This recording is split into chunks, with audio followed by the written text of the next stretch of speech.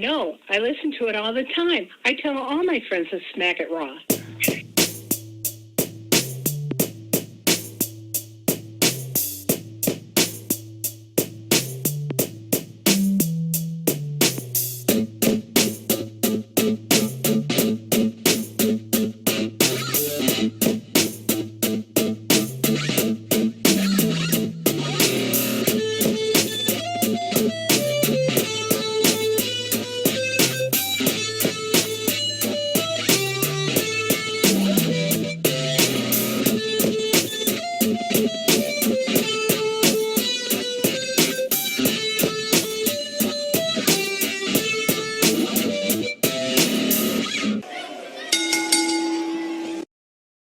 Following podcast contains mature content. The views and opinions expressed by the host are not necessarily those of the host. Discretion is advised. Ladies and gentlemen, welcome to the Smackin' Raw podcast, episode 220. I am your host, the patron saint of podcasting, the Warden, Matt Ritter. And if you are watching this video, you see I brought a shit ton of fucking people with me today. So my sometimes co-host, best friend, and the self-knighted Sir Cussle Travis Borner, aka the Dragon King, aka Big T, aka Sweet T, aka Black Merlin, aka T Money, aka DHNIC. Man, it's been a while since I've done that. What's that? I also have with me from the She-Lead Showcase, Miss Katie Kinsey Bay, who is my honorary co-host, probably for the foreseeable future. From the Get Yo podcast, we have my favorite Filipino, Justin. What's going on? Yo, we here. And last but absolutely not least, because she is the only reason I have a video that has 500 views on Pornhub, and it was about WWE Releases, formerly of the Deadass Girls, now up-and-coming artist, Jizzy. What it do, baby? So, as you can see, like I said, we got an eclectic group of people here. As Jizzy put it, we look like a community college brochure. But we're all here to talk WWE releases, so we're just going to get right into it. There were releases yesterday. The likes of Keith Lee, Karrion Kross, Scarlett, Ember Moon, B-Fab, Jessie Kamea, NXT main roster, Nia Jax was released. There are rumors about people being released for vaccination status. We found out from Nia Jax today that she had requested some mental health leave, then requested an extension. Instead of getting an extension, she got a permanent extension on her mental health leave in the form of getting fired. So who wants to kick off? Because I'm sure everyone's got a little bit of a rant. Their feelings on the releases, where they're at. I just want to say, how the fuck Jackson Riker fucking KKK ass keeps dodging them? Like, that motherfucker must have a little closet or a box in the back that he be hiding at. Like, as soon as they say, like, this is Vince. He has, like, you know, like from the Warriors with the bottles, like, Yes. come out and play. And Riker's like, oh shit, they're firing people because that motherfucker, he's still employed. That's crazy. He got that box from Metal Gear Solid. That snake behind him. Yeah. I'm not gonna lie. This round was extremely surprising. Like, some people, okay, I understood why, but like the fact that they released so many like big name talent at the same time was actually very surprising. I was surprised that Alexa Bliss got released, even though I was making jokes. She didn't. Years. She didn't. No, that was a fake one. That was fake. Okay, because Yes. I was about to say, I'm like, damn, son. Matt wouldn't be here if Bliss got released. I definitely was vouching for that one. Yeah, for me, it's just like, you know, this happens often. It's been happening more often recently. Typically, I don't get too bent out of shape about it. It's just like, whatever, they get released, they'll be fine. And I still think they'll be fine. Like, it's one of those things, like, especially now there's more places for them to go and all that kind of stuff. WWE is not the only game in town anymore. Like, you want to know what upsets me, though? What upsets me so much is the fact that in order to see Keith Lee, I'm more than likely I'm going to have to watch AEW now. And that pisses me off. Yes. That pisses me off. I won't even watch Impact for Keith Lee. All right. So if he goes there, I'm sorry, I'm just not going to see Keith Lee anymore. But it just, but my thing is, but like in all seriousness, it's just like, yo, you had this prime talent, you big bad dude, like he could move, like he had character, he had charisma, he had it all, and you just didn't let him do it. And surprise, surprise, you didn't get what you wanted from him because you didn't let him do what he does, and you release him. Yep. Like, really? Even like, I don't really, give too much of a shit about Karrion Kross, but even I said when they brought him, I'm like, the fuck you doing here? Like, why? You already have what he is. Like, just do that again. Like, his entrance is like half of what he is, like, do that. It's fucking great. Nope, take that away. Take Scarlett away. Take any bit of entertainment away from that guy and all of the entertainment away from Keith Lee. Rename him Bearcat. Change his music. Don't let him talk. Have him be a big, angry, grunty black man who comes out and hits people and goes away. And then release them both, because I think maybe I don't know. Like I feel like Triple H had to have done something to Vince for Vince to be like, you know what? Fuck all your projects. Or like, maybe he was just like, with him being, his health being at risk lately, him not being around, Vince, he wasn't there to defend these dudes. So that could be part of it too. But continue. I'm sorry, I interrupted you. No. It's just interrupted. This motherfucker crunching in our ear. Like 100%. No, Jizzy said it. Jackson Riker. Like, there is a litany of people that are still on this WWE roster who continue to have jobs that are not half as talented as the likes of Ember Moon, Keith Lee, Mia Yim. Like, a lot of people that got released this round as far as on-screen characters and in ring. And I was hurt the last time. I lost Bray Wyatt. I lost Aleister Black. I love those characters. This is not any better for me. Like, I'd love to be like, oh, now Travis gets to feel what I felt last time, but it still sucks for me because I loved NXT Keith Lee. When they did what they did with him at Survivor Series and at the Royal Rumble with Brock, like, I'm like, this is going to be, this is the future right here. And they're like putting it on him. Like, they're letting them do it. And it's just like, why did you stop? Like, it's just like, this makes no sense. You had it. It was there for you. They were like, probably like, y'all, wait a minute. We're doing too much. We got too many black people on top. Basically. It's like, well, it's him or Big E, and Big E's been here longer. So I don't get it. Keith Lee had everything, like literally straight out of NXT, could have gone right onto Raw, continue to do what he was doing. They had him beat Randy Orton. Like, there was no reason to change a thing about him. Just let him be him. He would have sold merch. He would have got over. People would have loved him. I know Ember Moon's not the greatest promo. I fucking loved Ember Moon. She had one of the dopest finishers I've ever seen. She was literally probably one of the best in-ring competitors in that entire women's division. I championed the shit out of Ember Moon from NXT all the way up and then back down. When she went back down to NXT after the bullshit they were on the main roster, I was like, fuck yeah. Then they teamed her with Shotzi, and everyone knows how I feel about Shotzi. I was all for Fire Pit. I'm like, this is fucking dope. We're going to get real women's wrestling and real women's tag team wrestling. Like, fantastic. Then out of nowhere, poof, gone. Like, it blows my mind. Like, don't get me wrong. I enjoy watching Carmella on my TV, but are you telling me that Carmella is a better talent than Ember Moon? Right. That she's going to put on a better match? You got better titties, but not better talent. I could go down the list of the main roster women. Money well spent, I would trade for Ember Moon. Like, no joke. Yeah. Yeah, 100. it's weird because you have these.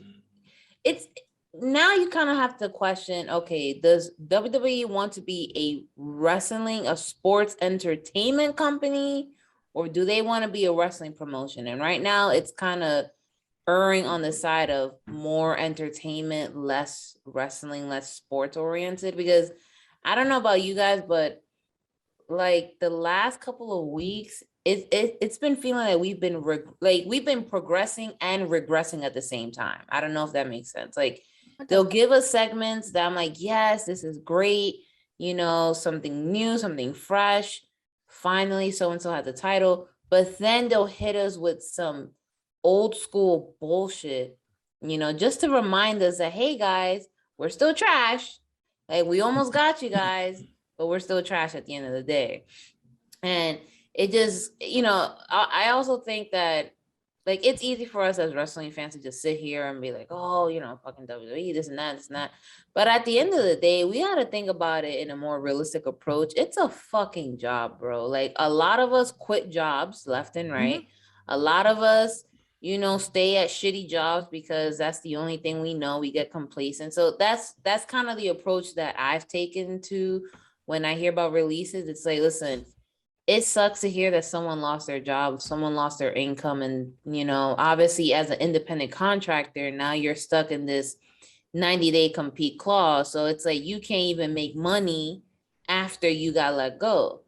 But at the same time, it's like, there is more to life than wrestling. Like, one thing I would say that at least some of the younger talent has been doing is that they've been exploring other avenues, because they know that, the longevity that we used to have with talent, it's not there anymore. Like, we used to have motherfuckers wrestling until both their quads blew out in the fucking ring. All right. Now we have motherfuckers wrestling. Hey, I like Kevin Nash. Stop that. Oh, I like Kevin Nash too. Don't get me wrong.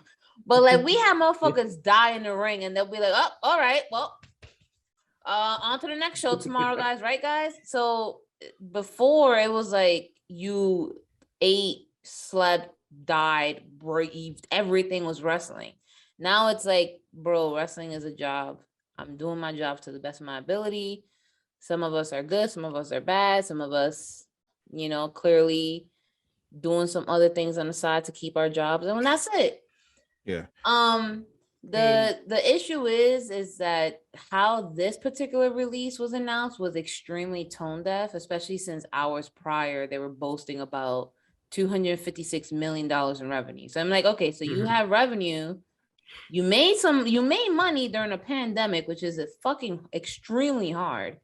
And then you're gonna tell us that, oh, because of budget cuts, you have to cut these certain people. Yeah. The math is not mathing. Well, see, the thing is with me, I've never cared about that shit because I know it's lies. I know it's bullshit. I don't care. I'm not even going to look at it. I'm like, oh, we made this much. We got to cut them. I'm like, oh, you can do this, but you can't. I don't care. And I've never even looked at the whole thing as like, oh, they got released. They lost their jobs. I'm looking at this purely as a fan. I'm just upset about not seeing Keith Lee on my TV every week. Like, that's. I just don't give a fuck. Like, that's really what it is. It's like, that's how I feel about it. Like, I'm like, people, I've said it before, like, they lose their jobs and all, they'll be fine. Like, there's very few of them really fall on hard times these days when they, like, when they get released. Like, they are able to find work other places. They'll be okay. But, like, fan-wise is what I'm just not happy about. It's just, like, I'm telling you, like, it sounds like a joke, but I'm very upset that more likely than not, the only place that I'll be able to see Keith Lee is in AEW. And it's just because, if the talent that they jumped on before, you think they see Keith Lee being the reason that, like, and Tony Khan's not chomping at the bit for that motherfucker. Like, right. Like, because he literally had everything that WWE is looking for. Like, he had size. Like, the people that come out of NXT, a lot of time that gets knocked is that they're not big enough. Keith Lee was fucking big enough, 6'2", 325. Like, big motherfucker. But, like, Tony Khan is like, so I can get him now? Right. Yeah. But does Tony Khan want him? Because as we talked about the last round releases, is the reason this is so hard for fans is WWE is giving you the diversity that you finally asked for after all the years of it being white. Now you've seen Bobby Lashley, Kofi Kingston, Bianca Belair, Sasha Banks, all these people finally making it up there. And then over on AEW, right, the diversity's not there. So if they do pick up Keith Lee, do they do anything with them? Or is he like Powerhouse Hobbs, where he loses to CM Punk one week and then he's wrestling on Dark? Like, we don't know. We see in Keith Lee a superstar, but we don't know that Tony Khan does. Obviously, for whatever reason, Vince didn't. Vince wanted another Mark Henry and then said, well, I got Odyssey Jones. I can make Odyssey Jones another Mark Henry. People keep complaining that we're not doing right by this Keith Lee guy, so we'll just get rid of him. They can go watch him somewhere else. And, Warren Hayes talked about this because I was listening to a show. He said WWE bought up all of this independent talent to make sure that AEW had no one to get. And then they brought in Nick Khan, and Nick Khan's like, why are we paying 230 fucking people when we're only using 30% of them on TV every week? Fiscally, this is just fucking stupid. You need to start making cuts. And that's what's been happening is now it's just like every round, it's like, all right, here's another 10 to 20 people that got to go because we're paying these people to not do anything. But then that speaks to why is Jackson Riker or Riddick Moss fucking mad like that gets TV time. Madcap Moss gets TV time, but you can't do better by Keith Lee. Like the fuck it blows my fucking mind. That's exactly. What I'm saying. Like there are so many people in the back that literally I'm like, listen, y'all motherfuckers, all y'all do is eat in catering. Yeah, like there's no also, fucking way that y'all still employed. The thing is, you do need people on the bottom to get squashed, and there's also the fact that a lot of those people are getting paid significantly less than the people that they release to. So if you're looking purely at money, it's just like it does make sense to make bigger chunks go away than a bunch of tiny ones because you can just throw the tiny ones in anywhere. Like beat him up. So I get that. That's not what I'm. That all that is one of those things. Just like don't really care, but. Like I said, purely as an entertainment thing to me, just like what you're leaving me with is significantly less entertaining than what I had before. And that's what bothers me. Katie, Justin, you guys got anything? Yeah. Well, my thing is Tony Khan would be dumb if they didn't try to sign Keith Lee to AEW. Now, I'm a big fan of AEW, not really, but I have to watch it. But like this could be the one that kind of swerves everyone. Look at like, okay, so now they got somebody that can be, for the culture. They got somebody really, really good, Now there's people on AEW that used to work with Keith Lee that are friends with Keith Lee that vouch for him if whatever they don't think that he's big enough to be in AEW. But I'm telling you right now, like if he goes there, he's gonna be a huge star. And then the fact that I don't get to see Lucha House Party do their cheers anymore. It upsets me. You know what I'm saying? Yeah. What are you talking about? Kalisto's doing it on AEW. Oh, I'm sorry. Samurai Del Sol is doing it on AEW. And then are we gonna talk about that? Please tell me we're gonna talk about that. Well, I want Katie to be able to talk a little bit about the releases as well. Too. I mean, of course. I mean, I didn't forget about Queen Katie. I'll let you go off on Amanda and Jericho. Don't worry. I mean, well, I talked about releases last night because of course I had to be the guinea pig show where a lot of shit didn't come out yet.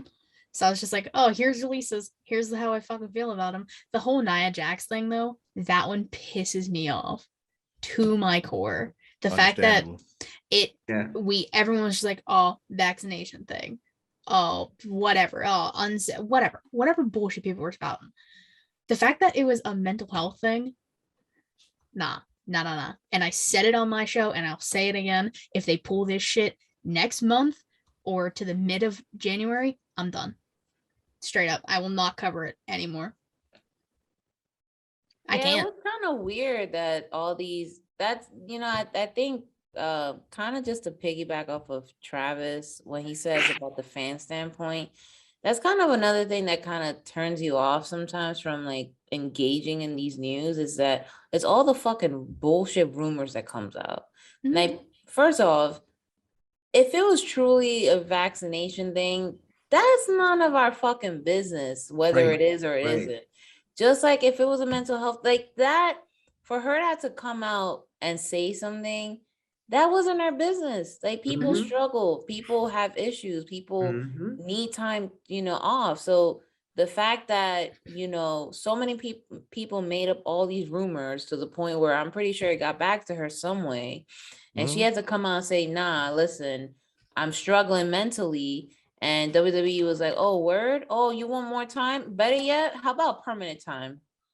There you go, you unemployed bitch. Get the fuck out of my office. Like, I mean, it's the same shit that happened with Keith Lee, except that was his physical health because he wasn't on TV for a long time, and everyone's like, "Oh, he got released. Oh, he's trying to fight for his name, whatever the fuck." And then he comes out and just like, "No, like if I wrestled, my heart would explode and I would fucking die." Right, and fans don't know shit. Fans need to shut up.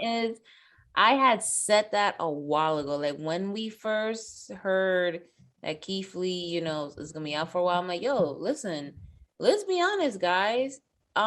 He is someone who falls within the demographic of people who are really affected by COVID. I wouldn't be surprised if he had really severe, you know, COVID complications, and then lo and behold, he came out and told us that that's what it was. So the fact that, you know, we as fans, that we feel so entitled to know the nitty gritty as to why someone's not on TV, why someone's not wrestling, etc., only for us to find out that it's a serious thing, and then people will still make speculations even after they come out and tell you the truth. I'm not gonna lie, listen, I roast people on a daily basis, but even I fucking know that there's a time and place. All right, listen, I'm not about to make a joke about someone's mental health.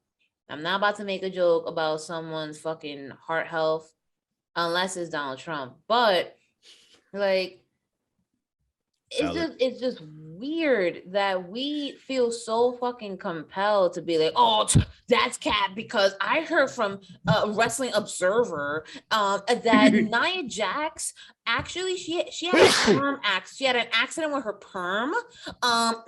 Actually, according to Dave Meltzer, it's like, yo, my dudes, who fucking cares? Like, okay, whoopty, she's fucking gone, but guess what? There's still other people you can still support. Like, people who be going on Twitter talking about, oh, I'm over it, WWE. I'm like, yeah, I see you Monday, bitch. Like, yeah, okay, sure, you're over. There's a bunch of people who we still need to support. And listen, if you are truly devastated by Nia leaving, by Keith Lee, etc., by all those releases, just support them wherever the fuck they go. That's it. And you know, you don't want to watch that show, cool, buy merch, buy a sticker, engage with them on social media, big them up. Like, there's so many ways we could show support for wrestler. It's not just watching a show. Like, don't get me wrong, I loved Aleister Black, who is now Malachi Black, but I refuse to tune into AEW because no matter how many good people they get, the program is not hitting for me to sit there. Also, you don't even know when the fuck they're on TV.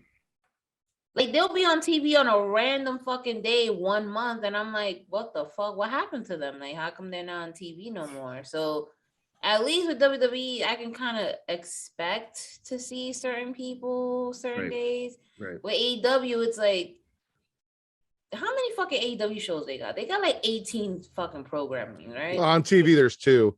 On YouTube, there's 2. 2. So 4. All right, so 46. So like, you have to kind of keep up with all those programs and find out when someone's like, oh wait, so-and-so's performing it dark, but then if you go on YouTube, you catch them here. And then if you really want to know more, go on their TikTok. And I'm like, yo, I'm not doing that. Like, I'll follow you on Twitter and that's that. Fair enough. I'm with you. Because that's Turn exactly on how I feel Hulu, about and I'm like, Andrade. what we got? What's on Hulu? Okay, yep. You didn't make Hulu. I have no idea who you are. Damn, yo, how Exactly. we just cut off Just like, yo, he was really Mr. Worldwide. Gotta speak. No, we don't. No, I'm with you. I agree with you because, like, yeah, Hulu is where I watch most of my wrestling. You know what I'm saying? That's why I'm so sad that Lucha House Party's gone. Because I used to watch them on Main Event, you know? And but like, yeah, what you're saying about Malachi Black, that's exactly how I feel about Andrade too. Like, he had a great match, right, against Cody, but when was his last match? You know, it's been a little bit. Yeah, they do seem like in it AEW was- they it just was collecting Wednesday. talent. This past Wednesday? Yeah, it was just Wednesday. Yeah. And With then Cody, he was on, right? and then he was on Rampage tonight buying FTR like they were whores. Yeah. You know what? I knew that. I knew I that. didn't fucking know it. I'm gonna admit it because I don't watch AEW. I don't watch AEW. This was just, but they do That's seem like fun. they just collect talent, and then like, what are y'all doing? Are they using them? Like, there's only so For much the most time on the part. show. Like, Which is part of the problem with them also getting Keith Lee is, again, like you said, there's Mhm. only so much time on the show, and you get Daniel Bryan, you get CM Punk, you get Adam Cole, now you get Keith Lee, you get Malachi Black, you've got Cody Rhodes, you've got the people from They're all Japan there. that some people care about, you've got Andrade, like, you pick up all these people, there are only so many spots at the top, True. and there's only so much time each week And then it's like, so what? Do you push for a 3-hour AEW show? Now I know 3 of the 5 people here are like, no, fuck that. But do you push for a 3-hour AEW show to get more people on?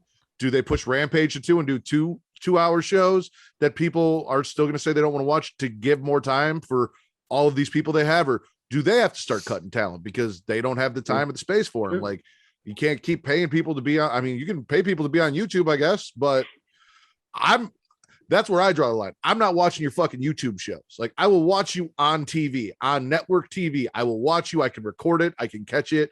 If I can't watch it live, I am not going to go on YouTube and sit down in front of my phone or my computer and watch you on YouTube. I don't like pulling YouTube up on my TV.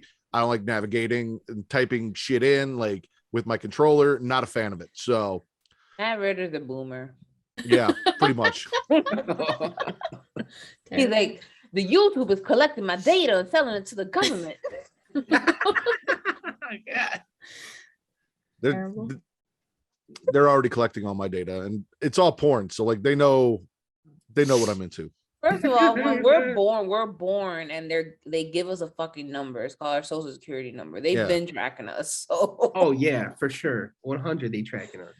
All right, so the other bit of news and rumors, as we kind of hinted at, Kalisto made his debut as Samurai Del Sol on AEW on Wednesday. Afterwards, he went to Twitter. He put out a little tweet talking about Brody and how he, spoke to Brody before and after the match to thank him for being able to come here and do this, blah, blah, blah. And he called him John, and he spelled it John instead of Jon. Jericho then, instead of like, hey man, you misspelled it or whatever, went to Twitter, quote tweeted him and said, hey, you misspelled his name. And John Huber's wife, Amanda Huber, also went to Twitter and fought with fans about how she felt it was disrespectful and basically said all he was doing was name dropping. People are like, well, Miro misspelled Brody and you didn't say anything. And then she had a whole litany of reasons why it was okay for Miro to do it, but it wasn't okay for Kalisto to do it. It was a whole thing that felt very unnecessary. Like, Travis and I understand our friend John spells his name Jon. He hates it when people spell his name John, but that's, he also understands if people accidentally misspell his name, he's not going to go to Twitter and burn you to the ground and say you're name dropping me for it. Like, when I do it, it's not an accident. I do it to piss him off. Well, then there's okay. So boy, though, I can do that. Thoughts on that? That's stupid. That is stupid. That's some petty AEW shit. You know what I'm saying? And then, like, why was it okay for Miro to say it just because, like, he was on AEW when he passed? No, so her reasoning was Brody wasn't his real name. It was his wrestling name, and that Miro was calling and talking to her and him while he was sick the entire time and after he died. So basically, she made it sound like, I've never heard from this fucking Kalisto dude. Now he wants to drop my husband's name for some clout. But this guy over here was actually one of his friends and actually gave a shit. But does it matter? Like, they use your family, like they do the TNT thing, the Dark Order, like everything is centered around your husband and his existence on TV. Yeah. Basically as, maybe out of respect, but also for clout. So like, why is it okay for an entire company to do it and use it? And this guy who accidentally misspelled a name, you're going to treat him like, he's shitting on the legacy of Brody Lee by spelling the name John with an H instead of an N on accident. And why is that not a conversation that you don't have with someone off of the internet and say, hey, listen, if you're going to do this, can you please spell his name right out of respect?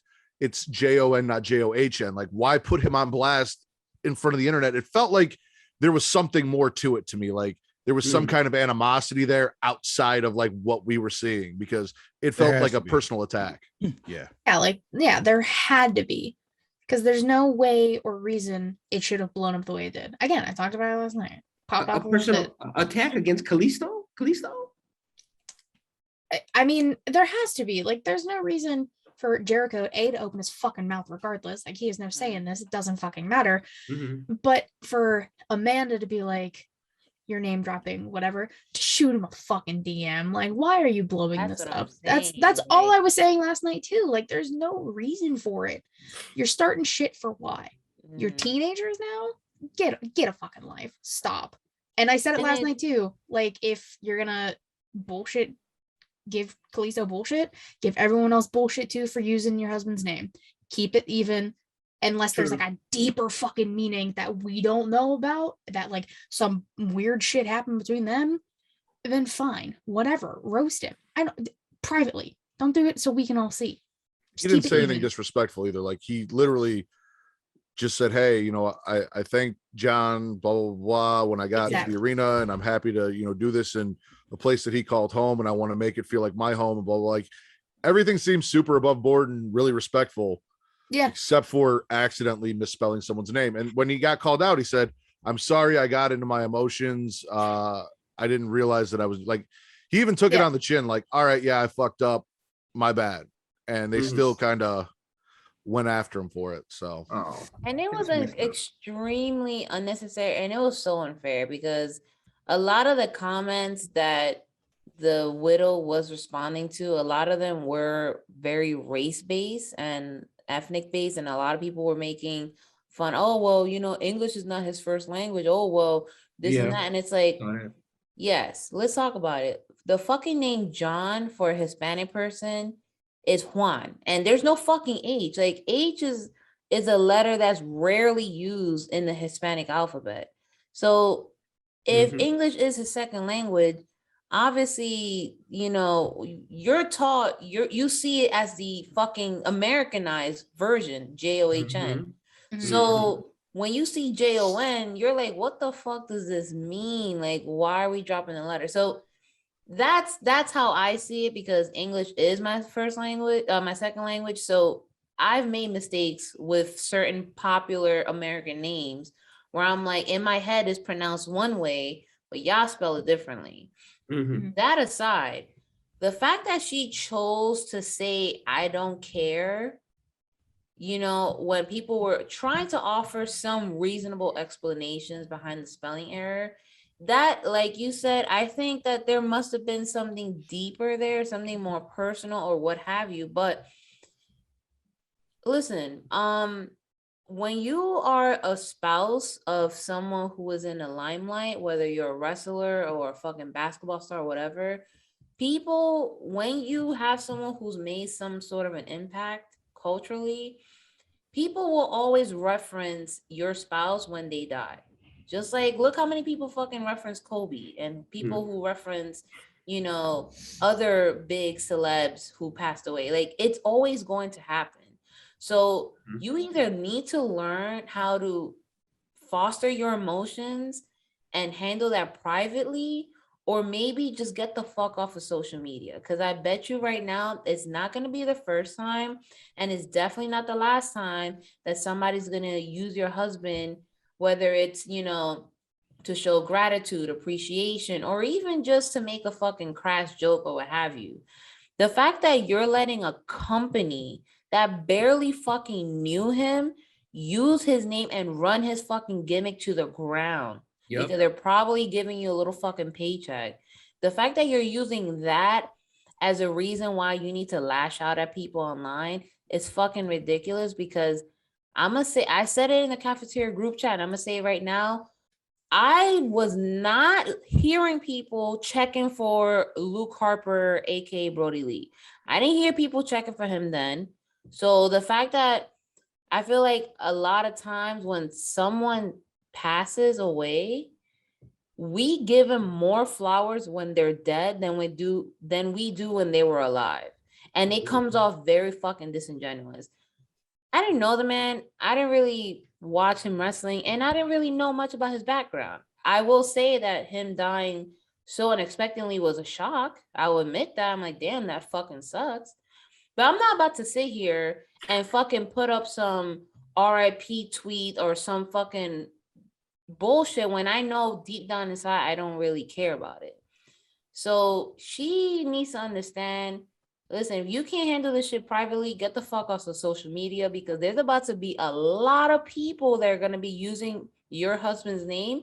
And there's going to be younger wrestlers who come up who are going to reference him, just like wrestlers now reference Eddie Guerrero. You know what I mean? Like, it's always going to happen. There's always going to be a generation before you who's going to be like, yo, I prayed to Brody, blah, blah, blah. There's going to be a generation now who'll be like, yo, you know, he was cool, this and that. Like, just because someone didn't know you personally doesn't mean that someone can't like give you props for it. You know what I mean? Right. Like, because I'm pretty fucking sure that in his lifetime when he was here, he probably showed respect and paid homage to past wrestlers that died that he probably didn't know either. Exactly. So what we gonna do here? Also, Chris Jericho looked like a fucking sack of potatoes. His motherfucking ass needs to go somewhere, right? I'm tired of Chris Jericho, yo. I'm sorry for taking over your podcast, but Chris Jericho is the epitome of someone you didn't know was shitty until you started to get to know them. You know what I mean? Like, you hang out with somebody like at work or at school and you see them in passing, so you think they're cool. Then y'all go out for after dinner, like after work drinks, and you start to really get to know them, and you're like, oh nah, this motherfucker sucks. He does. And the thing is, I feel like the crazy thing about it is though, I think he does it on purpose. Like, He does. like It's 100% definitely feels energy. it really feels like he does it on purpose. Like he wants you like legitimately to hate him. And it's just like, I don't like, it's not necessary, bro. Like, it's just, I mean, we hate you. Congrats. yeah, like But you know what's gonna happen though, right? When Chris Jericho dies, there's gonna be a bunch of people who are gonna be like, oh, Chris Jericho ripped the goat, blah, blah, blah. It's gonna be a whole thing. The same thing that happened with Brody Lee, same thing's gonna happen with him. Same thing's gonna happen with every fucking wrestler after they're gone. Motherfuckers will come out of the woodworks and forget about the shitty things that they did just because they died. I might not keep that same energy. If I hated you when you were alive, I hate you when you're dead. Yep. Fair enough. yeah. Sack of potatoes looking more. Yeah, nah, man. he really be looking like a melted ditto. Like, I don't know what the fuck, bro. Yeah. All right, And MAGA kids. Cruise? Yeah. But all right, kids, this will be the end of my ride here. I got other things I gotta do. I'm heading out. You I'll gotta jack just- into the Matrix. Yeah. That and some other things I gotta jack into. However, anyway, A cup? maybe. Giving us Mm-hmm. Why a cup? Why? Are you donating sperm? yeah, I was gonna say you giving a donation. You can call it that. But Okay. anyway, I'll see you all another time. I'll also say to all y'all, watch Dungeons After Dark, even though Pornhub on some bullshit right now. Things been pending review for like 5 hours now. I don't understand why. It's just Dungeons and Dragons. I don't know what they tripping about, but YouTube said it was okay. How is it not okay on Pornhub? I don't know. Anyway, Pornhub does dumb shit. I'll catch y'all next time. I'm out. Bye, Travis. See ya. All right, now that the cool people are here, what we gonna talk about? Hell no. All right. Well, Now we'll that run the scary down. people are gone. We'll run down Raw, NXT, and SmackDown, and then we'll let Jizzy bounce before we talk about AEW. And Justin, if you want to too, you can bounce. So you can stick around since I don't want to. I know Jizzy wasn't watching, and Justin said he hates AEW, but he has to watch it. Listen, I'm So chilling. Any time I'm chilling with you guys is a good time. All right. okay. I mean, I don't Like, hate Bubba's- AEW. I I, don't like hate AEW. it's a once in a lifetime chance that I'm chatting with Mr. Worldwide and Paul Wall. So I got Paul Wall and Pitbull on Zoom. Come on. Shit. Crazy. All right. So Sideways balls. we kick off Raw. Bianca loses to Becky. Austin Theory and Ray do an interview. Ray's gonna humble Theory, and Dominic just smiles like, "Yeah, my dad's gonna beat you up." Then Theory is defeats Ray by DQ. The ref never saw the slap from Dom, but called the DQ anyway because his back was turned. So that was kind of fucking weird. We got a Seth and Big E segment. Seth felt disrespected. Seth disrespects Kofi and Xavier. Big E wants to go, but Seth says it's on his time, not anyone else's.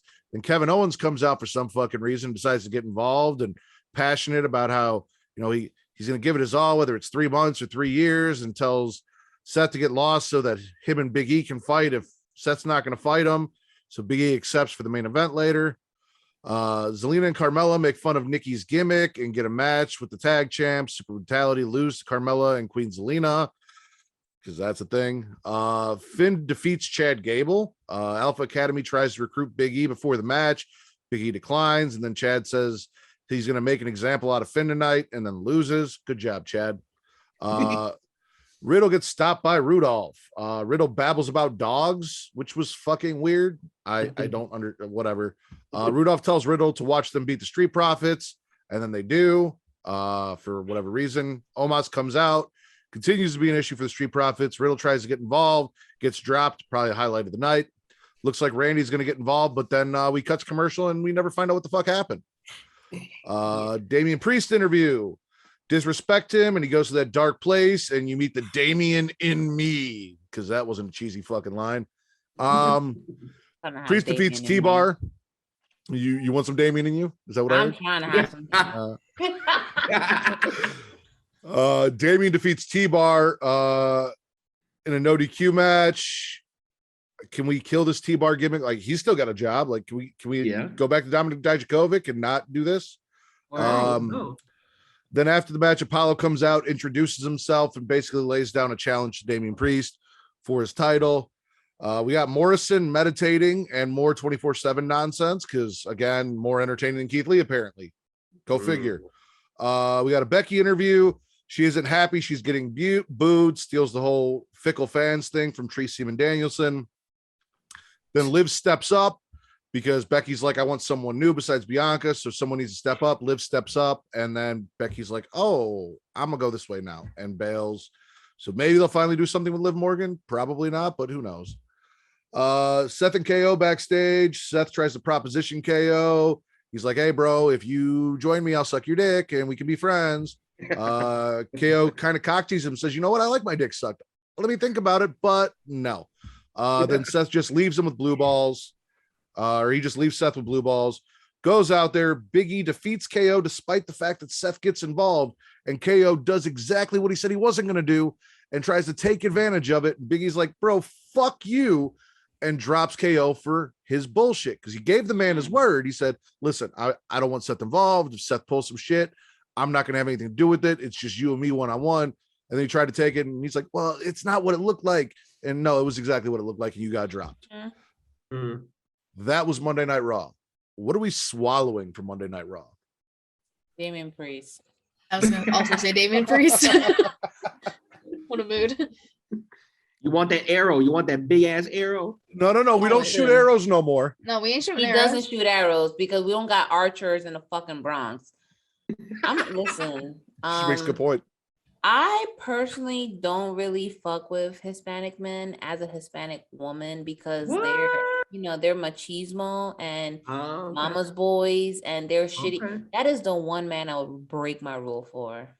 Literally, I want to have a toxic Dominican Puerto Rican relationship with him. I want him to leave me on red. I want him to drop bomb dick after we had a big argument, and I want him to cheat on me with every whore in Washington Heights. That's what I want. I want to call his phone at midnight, like, coñazo, ya donde tú estás? Like, I want to have I want to have what my mom had. Like now, like all those years that she suffered with all those husbands, I want to experience that visceral hate with Damian Priest. Hell no. I don't know how to follow that. For me, I'm gonna swallow this little storyline with Rollins, Owens, and Big E. Okay. The more times that we get to see Big E in a good storyline that's building up to him and Rollins, and you have a little mix with Owens in there, I just think that it's good for Big E's brand. You know what I mean? Yeah. Like, it's a good look for him. in the end, it's gonna make Big E look like the champion he's supposed to be. And the three of them, they got chemistry. You know what I'm saying? And they can kill it on the mic. I don't know what the deal is with Owens, like too nice type of guy. Like I'm used to the fight Owens fight type of Owens, but right now I'm kind of liking his situation with that. So I definitely swallowed that right now. And don't forget, you got the history. Oh, sorry. No, go ahead. Go. No, I was gonna say you got the history with the New Day where Kevin Owens tried to take Big E's place and then turned on Kofi and Xavier. So if they do turn KO heel in this, they can always play into that as well. True. And that's why Big E's like, I don't trust you, White Devil, and dropped his ass.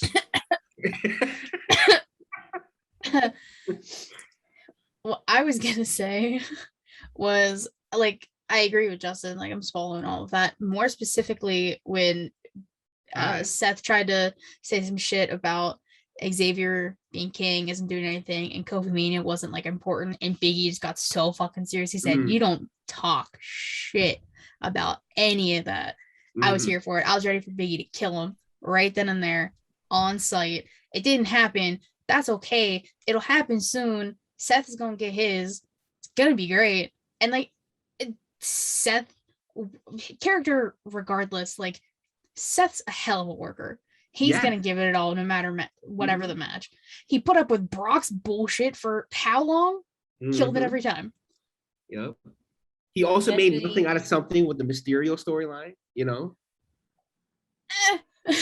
I mean, it was still bad, but still the storyline was awful, but like, the matches were okay. Yeah, the match was okay, but the storyline itself, like I was more into that whole Buddy Murphy. Yeah. Oh, Aaliyah thing.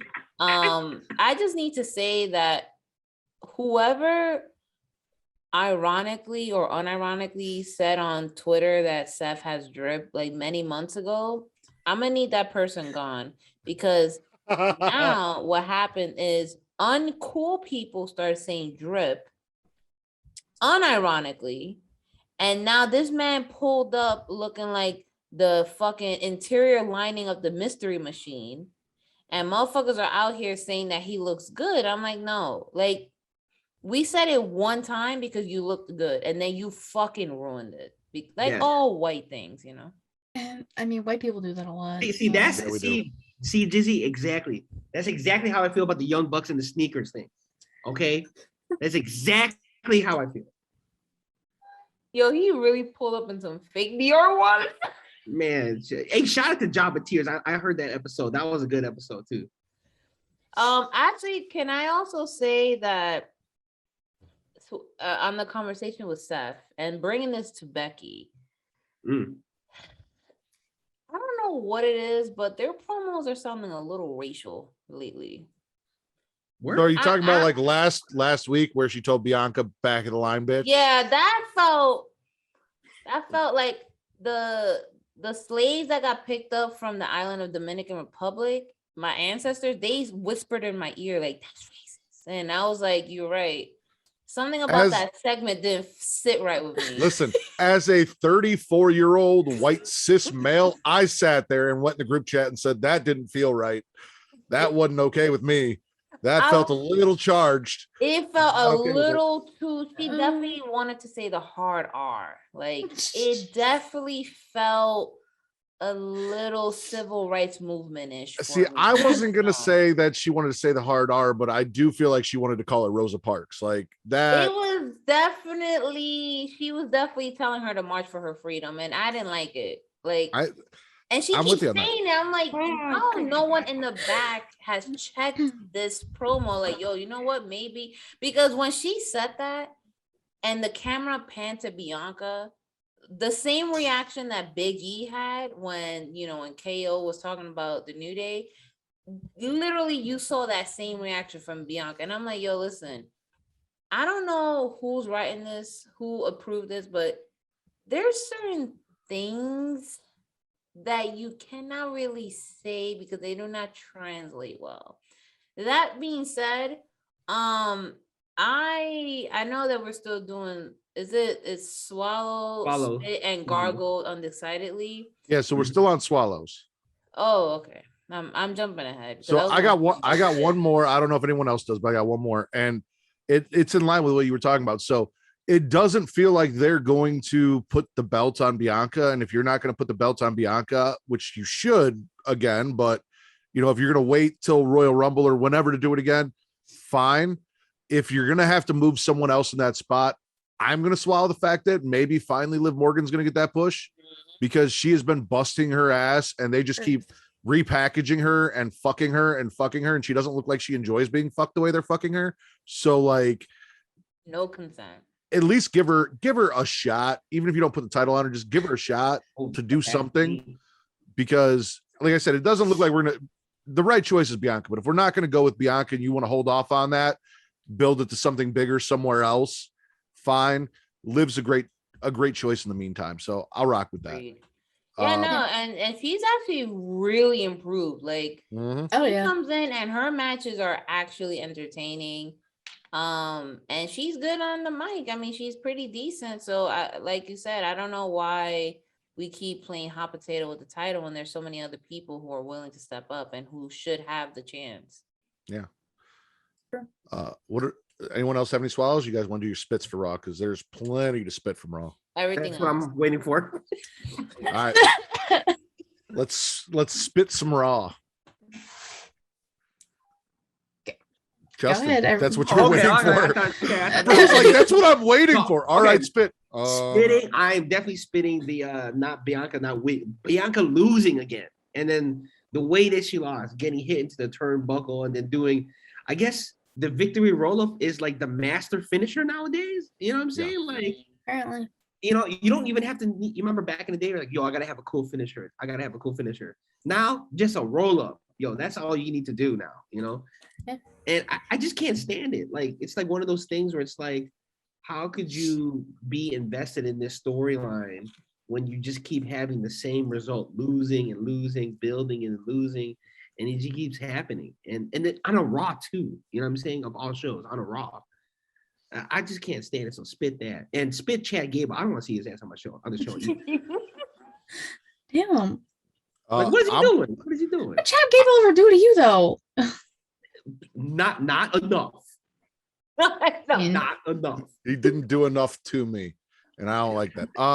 I'm spitting the Austin Theory Mysterio thing because we were finally on the path that everyone had looked for, where it looked like Dominic was going to turn on his father and we were going to get this really cool feud and it was going to be fun, and Ray wasn't going to be a backpack anymore and all this shit. And instead we stopped that. And now this week, after losing to Austin Theory last week, you've just got Dominic standing behind Ray like, yeah, that's right.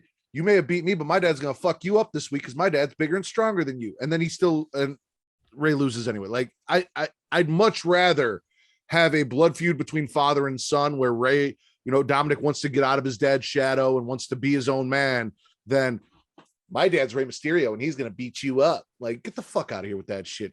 Put your backpack on, do your stupid fucking entrance. I don't need to see it. Yeah, I'm definitely I'm also spitting Carmella and Zelina Vega with Nikki. Listen, the biggest travesty that they've ever committed was breaking up Insanity, followed by repackaging her into the fucking Honey Nut Cheerio bee. I don't understand the gimmick, and I guess if she wants to do something lighthearted, for the kids, fine. Fuck the kids though. Carmella, and I'm sorry, but ain't no fucking way that you're gonna convince me that Zelina Vega is the queen of the ring. I love Zelina and I love what she did, especially early pandemic. She was really the only reason why I kept watching Raw, because that bitch was working double duty. But after she got released, because I kept, watching her on Twitch, and I saw her popping off a lot of shit on Twitch, and she was making a good money on Twitch because that shit leaked a couple weeks ago. It leaked that she was making like $340K off of Twitch. Dang. Just from donations and fucking subs and shit. So for her to be popping off that shit about how she'll never go back, and then she's here, and now she's wearing that fucking crown, because we all know why she really won it, because she needed the crown for her Queen of the Damned cosplay, guys. Like, we know that she wanted to be Aaliyah. So she did this to us. And now we gotta sit here and watch her and fucking Plastic Barbie tra-la-la all around the ring. Fucking Carmella with her mid-ass moveset. The only fucking move that's good that she has is Dakota Silence, and that's about it. That's a Right. dope move. It's fair. And as an Italian, I appreciate it. So You know? Matt, you're Italian. yeah, Sicilian. Oh shit. Never Moving mind. on. So, like, the Sicilian. fact that, yeah, we heard. Oh. So moving. You guys broke up on my end, so Oh my I did hear bad. some was static trying to- shit. I was trying to make a joke. It's just weird, and I don't know what they're doing with Rhea Ripley. Like, is she supposed to be like standing up for those who are bullied? Like, I'm sorry, but Rhea Ripley had the Yes. highest run in NXT. They pushed her up. She had a semi lukewarmish run with Charlotte, and now what? She's sticking up for those who are bullied in the back. Like, Mhm. why bring up people who have good streaks only to fucking ruin them on the main roster? So, you know how in the white man's Bible they say God made everyone in His image, and then they tell you that God's white, and so is Jesus, even though they came from somewhere very not white. That's Vince McMahon in his mind. Mhm. He's God, and he doesn't care what anyone else did. He has to make everyone in his image and Mhm. what he sees them to be and what he wants them to be. He doesn't care how popular they are or what anyone else likes or does. And if he fails to make someone in his image, he just fucking cuts them and releases them. So Yeah, your choices That's a are, really good analogy. here is what God gives you, do something with it, or be smited from my earth. He's very Old Testament God in his mind. Yeah, we could tell because he also let a tag team named Dirty Dogs. Okay, they sound like a fucking hipster hot dog shop in Bushwick. Like, what the fuck is that? They are Rudolph. We will not acknowledge them by any other name than Rudolph. Fuck that shit. Fucking Dirty Dogs. Like, and also I see that there's because there's a rumor going around that they're trying to split up Street Profits because they see you know, Montez Ford as a star. yeah, they see him as a star, which I'm like, yeah, you can have a star and a tag team and still keep the tag team intact, right? Like, Yeah, you don't No, have to WWE HBK Marty hates tag Jannetty teams. everyone. yeah, they're like, friendship, break that shit up. Mhm. No. They And did it with my- New Day twice. Mm-hmm. My boy Dawkins is going to be the fucking D'Lo Brown of the group, which Basically. I feel bad for because super underrated. Like, love me some D'Lo. You know, I don't know. Like, Raw's always been ass, but it's been getting more. It's like a 2-pack of ass. Yeah, I'm spitting all that. Katie, you got any spit specifically, or did we cover everything? I mean, you guys basically covered everything. I was just enjoying all of this. The 2-pack ass is what you're enjoying. So, Raw That's overall. the name of the spit or swallow? episode. His 2-pack of ass. Possibly. Also, We'll have to see how NXT goes because I got some stuff for NXT. So, Raw, Mhm. spit or swallow? Spit. I got to spit, man. That Bianca thing. gargle. I'm Undecidedly. a gargle. All right, I'm a gar. Can I gargle on the mic or no? Yeah, go ahead. Would Okay. that be gross? I mean, we're on ASMR. Pornhub. It All right, might be a kink. ASMR for all the headphone listeners.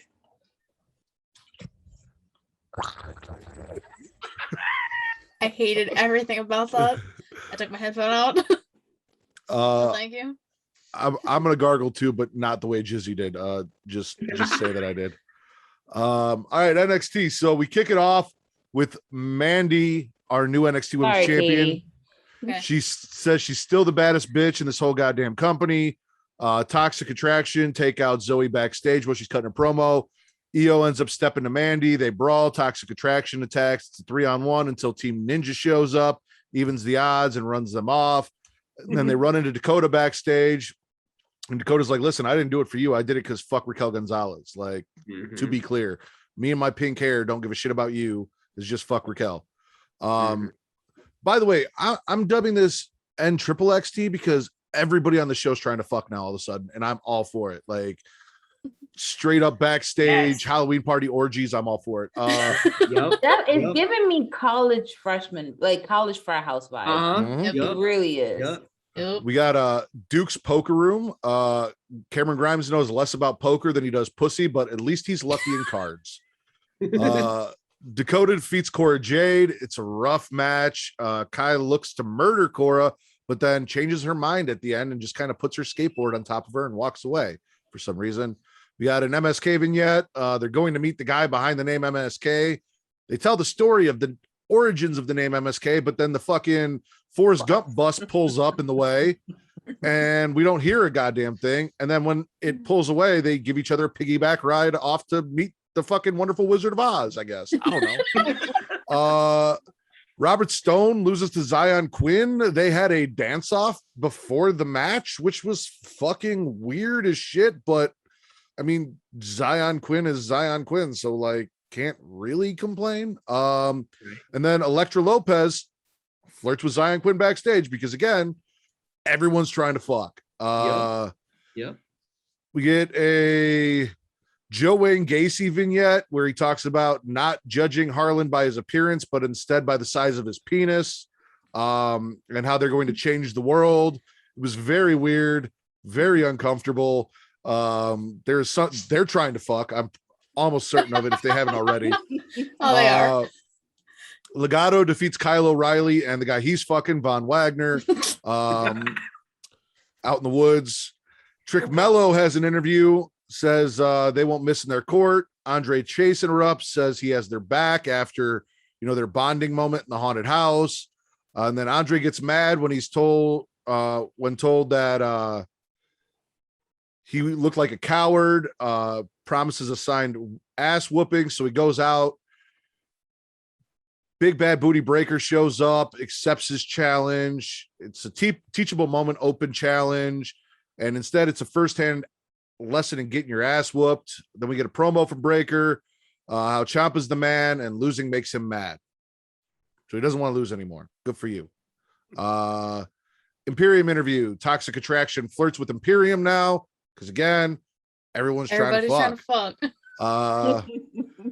Lashing Out with Tony D. My boy Tony D shows up on Lashing Out and does the most Goodfellas fucking Sopranos intimidate, like calls out the producer. He's like, no. Look at the camera. Tell your wife, tell your kids hi, tell them you're okay. Tell everyone everything's fine because everything's fine, right? You want your wife and kids to live, be happy, be successful. You want to use your other fucking arm. Tell everyone it's good. And the whole time Lash is just sitting there like, what the fuck am I going to do? Yeah. Tell everyone it's okay, I guess. And then he put the whole locker room on notice, like just laid names like, hey, not only did I fuck producer guy up, but I will fuck each and every one of you up too. I've got family. Baby Uso defeats Jeet Rama and got him his pink slip, so he gone. Boa defeats Waller with Knight on commentary because that was a match we needed. And then afterwards, Boa like goes to the throne where Mei Ying is supposed to be, and she's not there, and he bows down and comes up with a fucking face full of paint. And I don't know where he got that from. That was the quickest makeup job I've ever seen in my life. Trying to fuck. Riggs and Jensen grill out with black dudes so that their country gimmick doesn't come off as racist. So that was nice. They each had their own black guy to hang out with so that they didn't come off as racist. Kaylee Ray has a vignette. She's breaking glass. That might be a metaphor. I don't know what the fuck she's going to do, but she did not like any of the silver or the china in the room that she was in.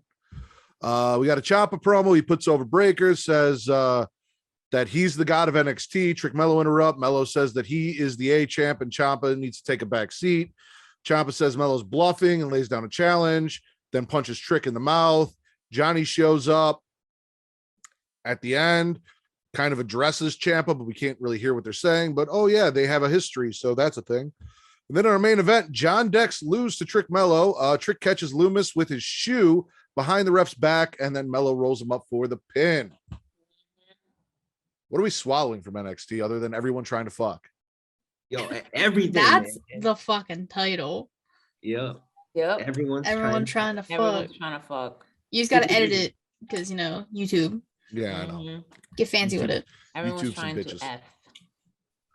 No, but the whole show I thought was entertaining, to be honest. Yeah. I Honestly, mean, yeah, I enjoyed it. the MSK, off to the Wizard of Oz thing was kind of weird, but it was not as like hokey as I thought it was gonna be. So, Mhm. but the rest of the show was great. MSK. Oh yeah. So they were trying to like hint at what MSK stood for. We all know what it means. It means missionary sex kings. Come on, guys. I mean, it fits with the theme. Right, exactly. Everyone's trying to fuck. Missionary sex kings. Come on, listen. I already cracked the code. But yeah, no, I agree with Justin. I enjoyed the show. Like it was entertaining and it is definitely a little more like lighthearted than like old NXT, which I don't mind it as much. It gives me like college freshman vibes. Like you have like different ages. Like you have the new people who are freshmen, and then you got the like Ciampa's definitely the professor. He's tenured. He doesn't give a fuck about his job anymore. He's just there to collect the check and go. And then you got those in between. So if I had to truly pick something to swallow, I would probably have to say the Dakota Kai match. That was actually really good. It was really entertaining. And I'm not gonna lie, Cora Jade, I don't know why I thought she was a porn star because that name sounds very familiar. It just sounds like a porn star name, you know what I mean? It does. Or stripper name. Yeah, or stripper name, yeah. So I'm definitely swallowing that. And probably that little segment with Zion Quinn. Okay. Yeah, he's Zion Quinn though. He a swallowed. He a little dodo bird. I'm trying to make him go. Stop it. I'm swallowing Tony D all day. Yeah, I love everything Oh about yeah, that. yeah. Oh, Every day, absolutely. twice on That shit Sunday. was. Even though I know for a fact he would call me a racial slur, but I fucks with it. He would do it, but he do it in Italian, like they did on Sopranos. Like yeah, like he'll definitely call me a moolie, and I'm like, oh wow, okay, Jesus. You know who's gonna call you a racial slur is them two dudes. Oh yeah, talking about how like them two dudes that are like, what are you talking about? I did it just like my dad did. I was gonna say, what are you talking about? They had their one black friend with them, like yo. But did you see what he was basically like a servant? Did you see what he did? Yeah, that was not it. Like that was very Paula Dean-ish of them. Okay, very much. Andy from Alabama. yeah. Yeah, that was wow. Swallowing Baby Uso. Okay. Oh yeah, baby. Would you? That's a lot, girl. That's all right. And what about it? It's none of your business. Listen, Baby Uso and the Usos, You're gonna have to make that sound again. All go to the island of Samoa, okay? Well, I got three entrances. We know from what we're going to talk about later that Roman Reigns is running around butt ass naked on that island. So I'm sure you're on the next flight. So dick swinging, no problem. I personally love me some toxic attraction. So I'm swallowing that all day. Yes. I'm all good with that. Also, like you guys said, Dakota Kai being like, I'm going to fuck about you guys. Just fuck Raquel Gonzalez because everybody's trying to fuck. Everybody's trying to fuck. They're just sisters. With Braun Strowman in the corner just jerking off. No. Stop it. Did I ruin that for you? Yes. I hope that Chucky dog comes alive and fucking stabs you just for saying that. I also really enjoyed Duke's Poker Room, surprisingly. Like, yeah, I didn't think I was going to enjoy it when I saw it. Did you only like it for Cameron Grimes? Oh, absolutely. I only gave a shit about it because of Cameron Grimes, like 100%. Like, he's sitting there and he's just got fool's luck, like not even paying attention. He's trying to hit on girls. He's failing to do that, but he keeps winning and winning and winning. Mm-hmm. Do you know why? Because Cameron Grimes is trying to fuck. Yes. Cameron Grimes at this point, I guarantee you it's like Drake Maverick, but in real life. That man is still a virgin. He has never seen a real life vagina outside of his phone screen. This man is his goal in life is to lose his virginity. Like he won the lot, or he did his fucking shit, invested in GameStop and Bitcoin, made all his money and shit. Now he's just trying to get some pussy he doesn't have to pay for. That's all that's going on here. Fair. I will Good for say him. it was Cameron Grimes, as much as I don't know, he just something about his gimmick that I'm just like, no, but he's so entertaining. And the fact that when they were like, what are we playing? 21? I got 22. Like that shit was so funny because I'm like, that's not how the game works. Aaron is great. Oh, my lamp. Did your lamp break? What's going Yeah, on my down lamp there? just died. So that was great. R.I.P. Damn. It's all good. R.I.P. It's that all lamp. Actually, I'll BRB. good. Okay. Okay. I'm also swallowing Johnny and Index as a tag Yes. team.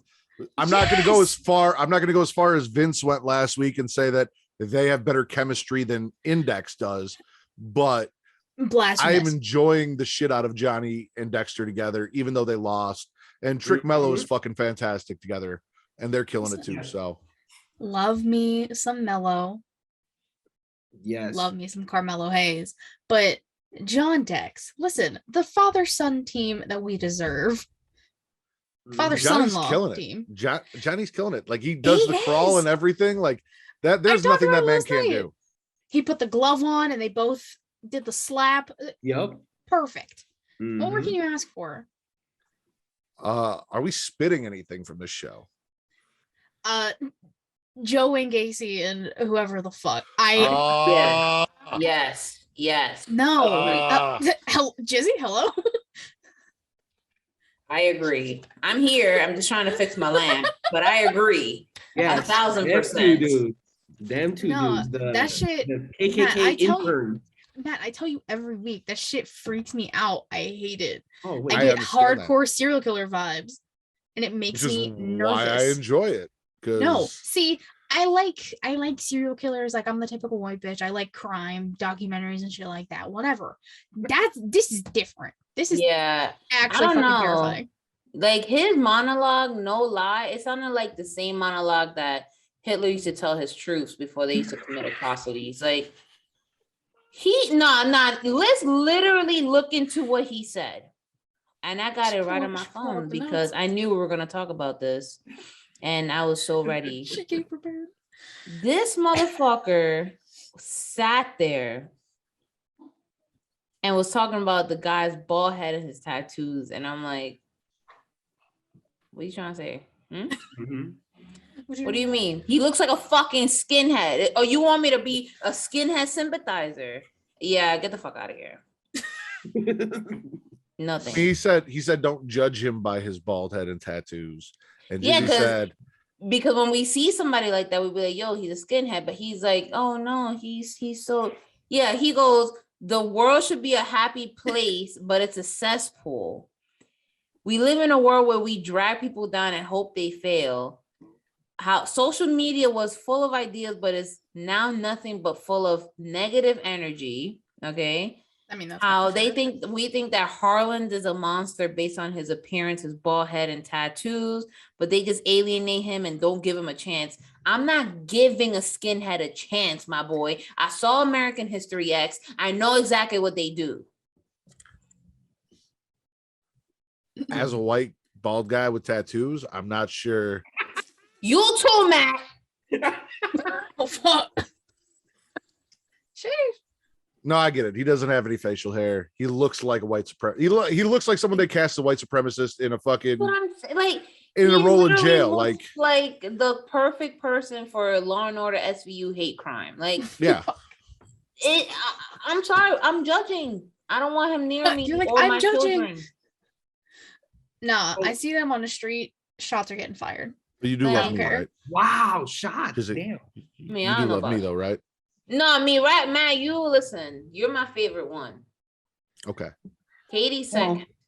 It's. I mean, that's fair. All right. I'll take second. I'm Sorry, not Jesse. gonna lie, the whole time, Katie, I thought you were Puerto Rican. I don't know. Wait, really? Yes, because I've met so like here in New York, we have so many like Puerto Rican Irish, And like you look like a friend of mine who she's Puerto Rican, she's Irish, but she looks super, and I was like, oh, maybe Katie's one of those. So, I mean, I will take that as a fucking compliment. Thank you very much. Katie Gonzalez. Listen, I said this in the past, and I'll say it again. White people can be liked on an individual level. White people in general, not so much. I mean, that's true. Me and Matt say all the time, not my kind of white people. We do. It's fucking true. Hold up. As a lighter Asian, Filipino, and bald, I feel like I do have something to contribute. Mm-hmm. Yes, Mr. Wawa, tell us. So you ever seen that movie Higher Learning? Yes. Yeah. So what if the dude is like that guy in Higher Learning where he's like just like a part of like what ends up happening to him? You know what I'm saying? Like he didn't choose that crowd, but that's what ends up happening to him. And now he's trying to sympathize and get, you know what? Yeah, you're exactly right. I'm sorry. Yeah, move on. I spit that.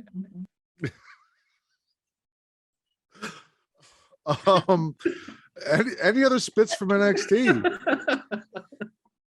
I'm spitting on Triple H for leaving us and letting Vince take charge. Yeah, man. Issues with his health. I know, and that sucks. Like you left us, and now Grandpa, fucking delusional Grandpa's fucking running the show. He doesn't even know how to, like when your parents drop you off at your grandparents' house and they don't know jack shit. They're so old that they should not be watching children. Yeah. Mm-hmm. So you'd be like, Grandpa, I'm hungry. He's like, go have some water crackers. Like, no, I want chicken nuggets. And he'll cook you up like a Depression era meal, and you'll be like, what the fuck is this? Don't drop me off at Grandpa's ever again. That's Vince. Vince is feeding us water crackers with tuna, no mayo, just straight tuna from the can. And Daddy Trips was feeding us gourmet meals every fucking week. Shout out to Daddy Trips. To be fair, though, we all did agree that we really enjoyed this episode of NXT. So, I mean, that's true. Maybe Hunter was kind of back there just being like, "You good?" Or like overseeing from a distance. Or maybe Grandpa, he was in snapped Sean's out ear for a week. Like, Well, I his think friends are still there, right? He Grandpa pushed took his meds Uncle finally. Sean to the front. There you for a go. week. I was gonna say, Yeah, there you go. Yeah, There Uncle you go. Sean was there. Uncle Sean stepped up to the plate. guiding him. Grandpa had a little bit of a thought of clarity, but that shit went all the way because we had SmackDown. overall, NXT spit or swallow. I'm swallowing. Spit or swallow. Jesus. Yeah, Not spit. I'm- Swallow. I'm gonna swallow the kids. All right, so we kick off SmackDown with a Bloodline promo. Apparently, Roman has forgiven Paul and allowed him back into his consigliere role, but he wants to know why the New Day beat the Usos last week, because according to Roman, what we don't do is lose. New Day interrupts. We get a little back and forth. They announce King Woods versus Jimmy Uso in a match later, and the loser is supposed to bend the knee. So if Woods loses, he has to acknowledge the tribal chief, and if Jimmy loses, he has to bow down to King Woods. We also get Roman in the locker room saying he took 1 week off to go swing his dick around on an island naked, and SmackDown's almost as bad as Raw now. And then the Usos kind of pop, and he goes, "Did I say something funny? Like, am I trying to be funny to you? Like, I don't remember trying to be funny. This is some serious shit. We don't fucking lose." I'm trying to keep going after watching what Jizzy did, and if you're not watching the video, you need to go back and watch this. So, we've also got Naomi losing to Shayna Baszler. Sonya does an interview before the match, basically takes credit for Naomi's fire as of late, and says that if Naomi wins, maybe she will get a singles match with Sonya later on. Naomi gets the win. Sonya comes out and says, "Hey, you touched the ropes before the pin, so we're going to restart the match." And then Shayna chokes her out.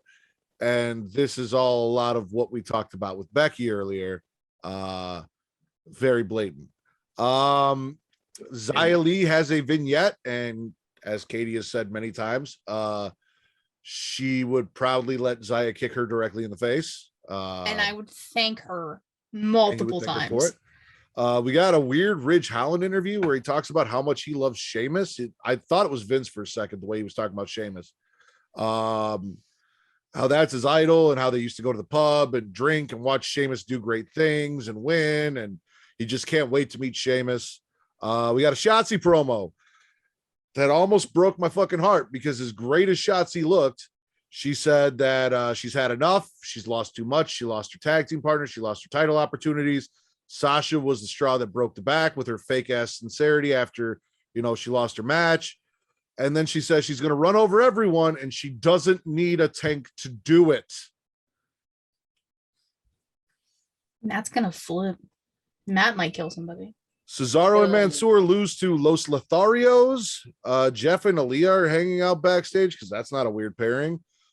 Jeff's supposed to get an interview, but kind of ignores it because apparently he's protecting Aaliyah from creepy ass Sami Zayn, who's got ideas about what she should be wearing and doing. As we get introduced to her on SmackDown, Drew has an open challenge and then kicks Ricochet's jaw through his skull with a Claymore mid moonsault. We had happy talk with the Viking Raiders, which was some fucking bullshit.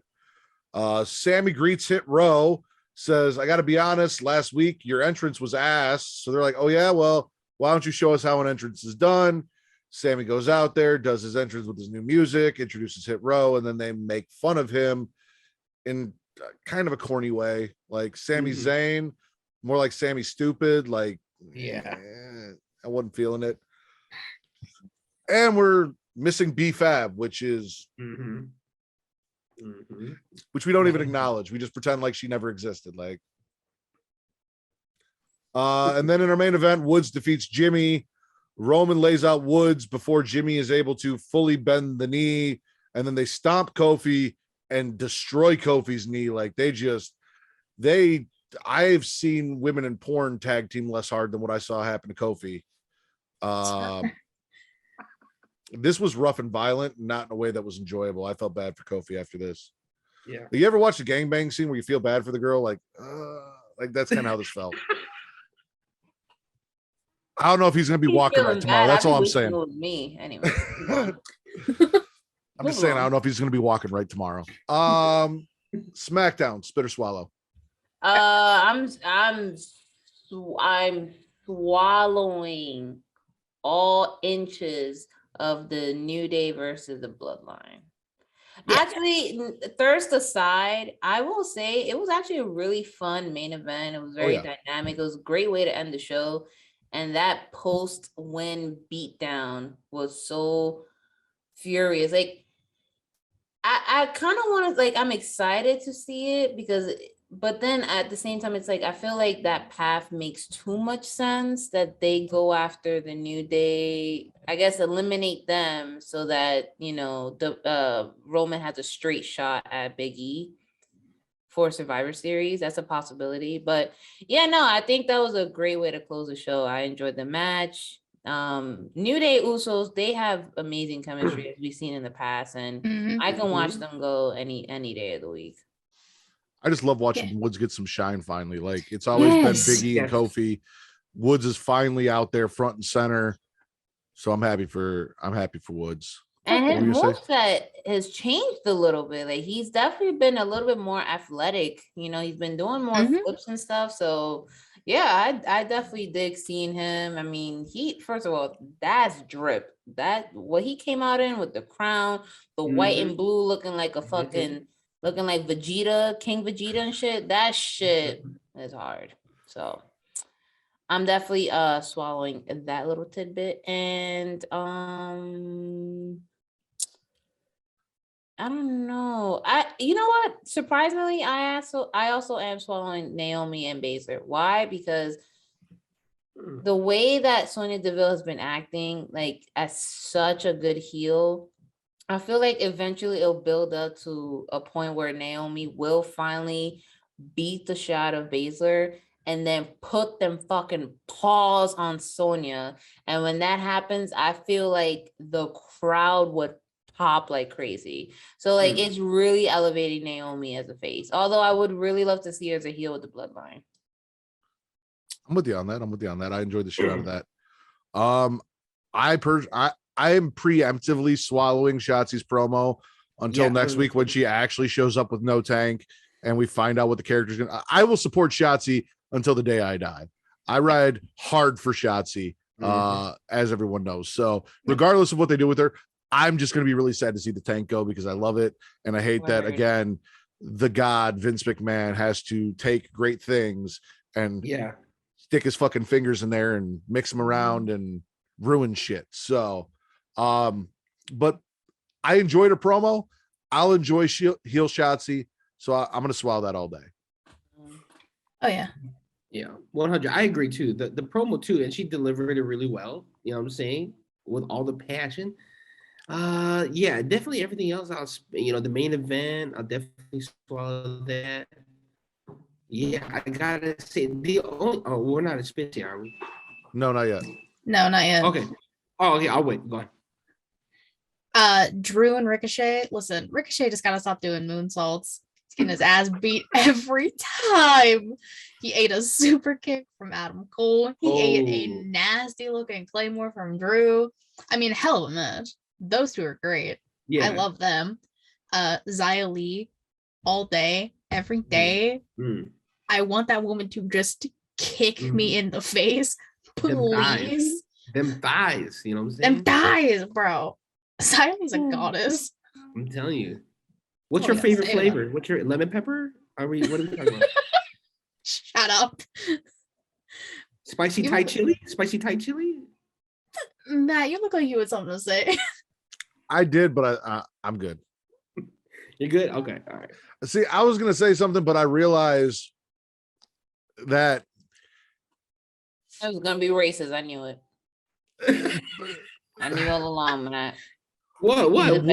All I was going to say was I would love to dress Xia Li up like Chun-Li and let her choke me out like it's Street Fighter. That's all I was going to say. That's not racist. Wait, didn't she actually do that? She did. She did, right? Yeah, she did dress up like that. So we all agree. Yeah. That's all I was going to say. That's not bad. Right. I would let it. At the end of the day, everybody's trying to fuck. Everybody's trying to fuck. Okay. All right. We ain't asking for much. Shit. God. What are we spitting from SmackDown?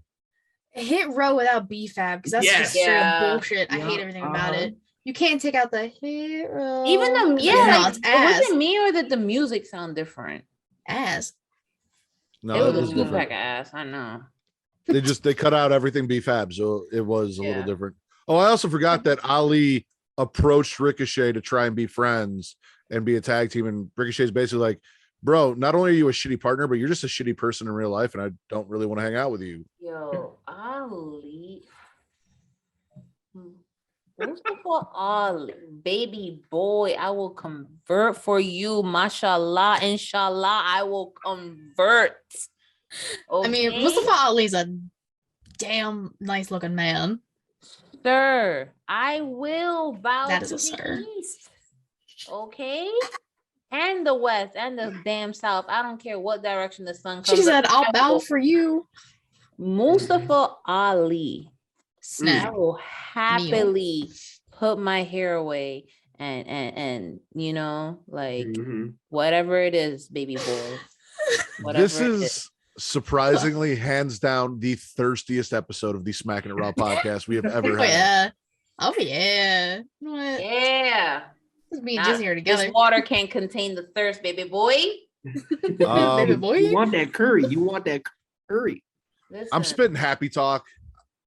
Yo, can there be could there be a swallow, spit, gargle, and stab? Because I'm stabbing happy talk. I'm stabbing Happy Corbin on site. Fucking Miami club promoter head asses. I hate everything about Happy Corbin. Mac Moss is trash. Get that shit off my TV. I'm done. He's another one. How do you survive the fucking cuts, huh? Literally, Mac Moss does nothing. He makes dad jokes, and they're not even good in any way, shape, or form. And then you're not even a dad. He might be. The way my brain works, I'm sitting here and Jizzy's like, can we do spit, swallow, gargle, and stab? And as you guys were talking, this whole little set of tumblers went through, And I'm like, so she basically just wants to Lorena Bobbitt this segment. Like, instead of stab, we're gonna go with castrate. She's castrating Corbin and the entire segment. Okay, I have a question for the men on this show. Have you ever had a fear that someone was gonna castrate you? No. Never. Wait, by knife? By knife, or what are we talking about? Well, how else, yo? They're gonna take a fucking fork to your dick? Remember, Shayna Baszler bite somebody. So what if that happens? No, like you ever had a girl threaten you, like, yo, you cheat on me, I'll cut your dick off? Oh no. Yes, I have had that. I was gonna say Matt definitely has. Matt wasn't going to cheat on her, so I wasn't worried about getting castrated. Like, had I cheated on her, then I would have been worried about it. But that's not what I did. Not surprised. I mean, you did also fuck a meth head, so I ain't forget that. Yeah, I ain't forget that. I'm usually the one that gets dumped on. I'm usually the one that gets dumped on. So I knew that was gonna happen to me. So shit. Damn. Okay, it got awkward. Let's move on. I'm sorry, Justin. I like you. You're cool. We like you, Justin. Yeah. You're married now. You're happy. You got wife, kids. Like, everything's good. Your wife's the coolest. Yeah. I thought we were doing it inside the mind right now. All four. That ain't that show. I've done one with all three separately. Leave it alone. Jizzy's going off script and talking about after dark conversations that don't get talked about on the podcast, and then Justin's just like, "Oh, let me hop in." It is about my life. 2 a.m. my time. So, but yeah, you know what? Let's give Matt back his show because he clearly will never ever bring us back again. I might not have a choice. I'm spitting happy talk. We're the diversity hires. That's not true. Travis runs the show. Travis runs the show. There's no affirmative action with a black man in charge. That's not how that works. Wow. This is a great show. Promoting diversity, equity, and inclusion. Okay, my bad. Matt, please. I'm gonna mute myself. This is the most diverse podcast, though, I gotta say. Smackin' and Raw, for real. We do get a little bit of everybody in here. That's what I'm saying. We look like the new Saved by the Bell cats right here. Fuck. Are we spitting or swallowing SmackDown overall? I'm gargling undecidedly. Swallowing. I mean, I'm swallowing the bloodline, but I'm gargling everything else. That's fair. I'll swallow as well. There wasn't anything on here that really pissed me off. So you should call this episode the Throat Goats. Throat Goats. So AEW Rampage. We kick it off. Tryin Danielson defeats Anthony Bowens. They do the stupid fucking she left. Okay. Bye, Jizzy. It was nice having you on the show. I said AEW and she said, fuck this, I'm out. She said, got a blast. Like, you saw her if you're watching the video, like she got up and was running out of her chair as she bailed. Oh my god. So Tryin Danielson defeats Anthony Bowens. They do the little rap beforehand and mention that they end careers quicker than Brian Danielson's father-in-law, which is a reference to John Laurinaitis. Oh my god. Andrade makes a deal with MJF by whoring out FTR for cash. Punk and Kingston have a face-to-face. Eddie wants to fight at Full Gear. Fight me. And Punk's like, yeah, okay. If people want to see me fight you, I guess I'll fight you. Actually was a great segment, and we get a big brawl that has to be torn apart because Eddie is on some bullshit. Tony does an interview with Cage and Jurassic Express. They said that the Super Clit ain't tough and challenged them to a Falls Count Anywhere match, and she's back. I kind of figured she'd be back. And then in our main event, Bunny loses to Red Velvet. And then our main event, we have Silver versus Tiny Hands versus Adam Cole with the obligatory pre-match interview. I actually had some stuff going on, so I didn't see how this match ended. So who won this match? I'm assuming Adam Cole won. Yeah. I believe, right? Adam Cole won, Yeah. I don't understand the whole Budge thing. I don't understand Tiny Hands. I don't know why this is Adam Cole's first feud. It's a being the elite thing. I know you don't want it. I knew it. Oh god.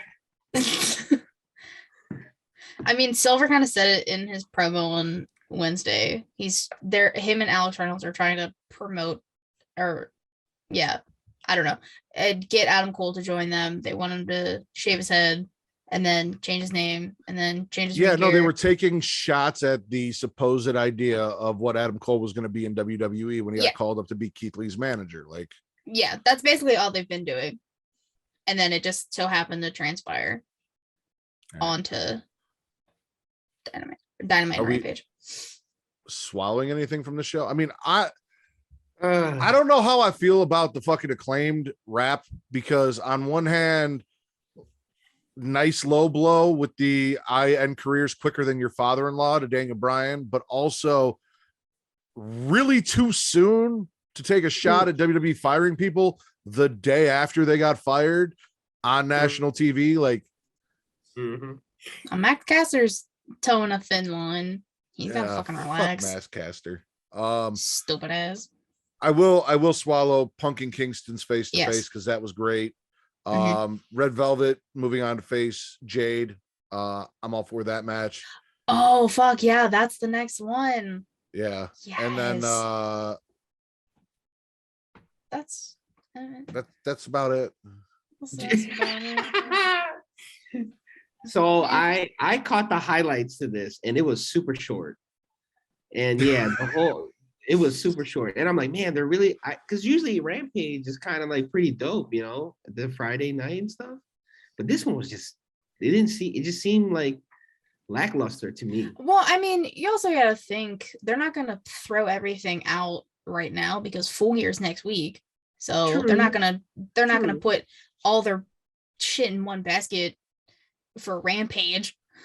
Well, yeah, true. Oh, and MJF pimping out his white bitches to Andrade. I enjoyed the shit out of that too. So MJF's just a hoe.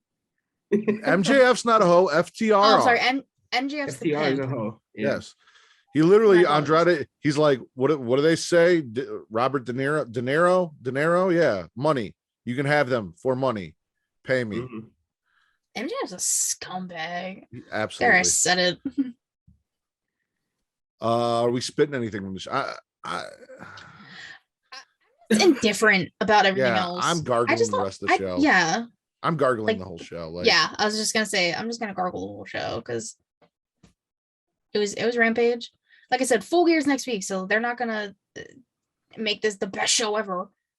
True. I mean, yeah. I mean, I wasn't. I'm not saying I expect that, but I'm just saying like it just didn't feel like typical like how the other Rampage shows have been. You know what I'm saying? I mean, they've roller coastered.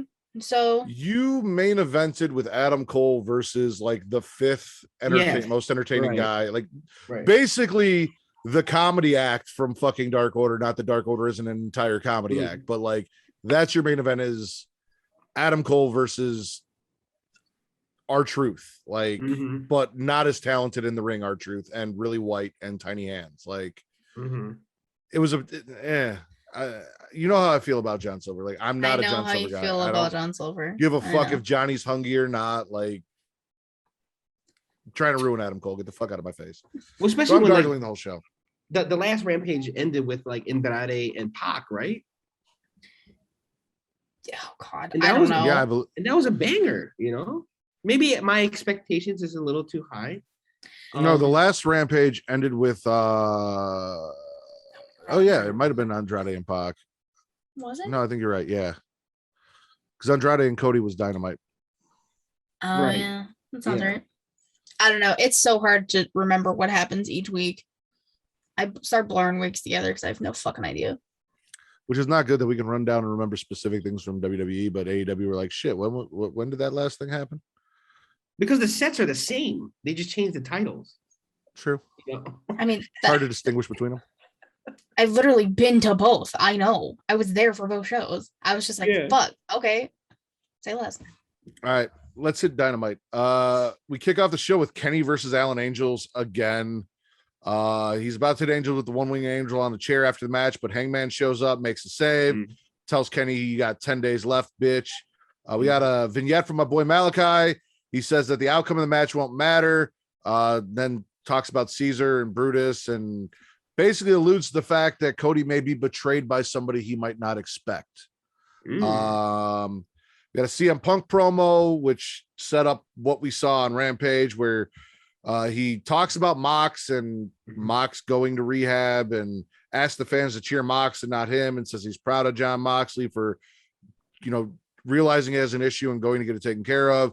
And then he kind of molds that into a promo about Eddie Kingston, where he's like, Mox isn't here and neither's Eddie Kingston, but Mox has a reason and Kingston doesn't. He's just a little bitch, and show up on Friday. I want an apology.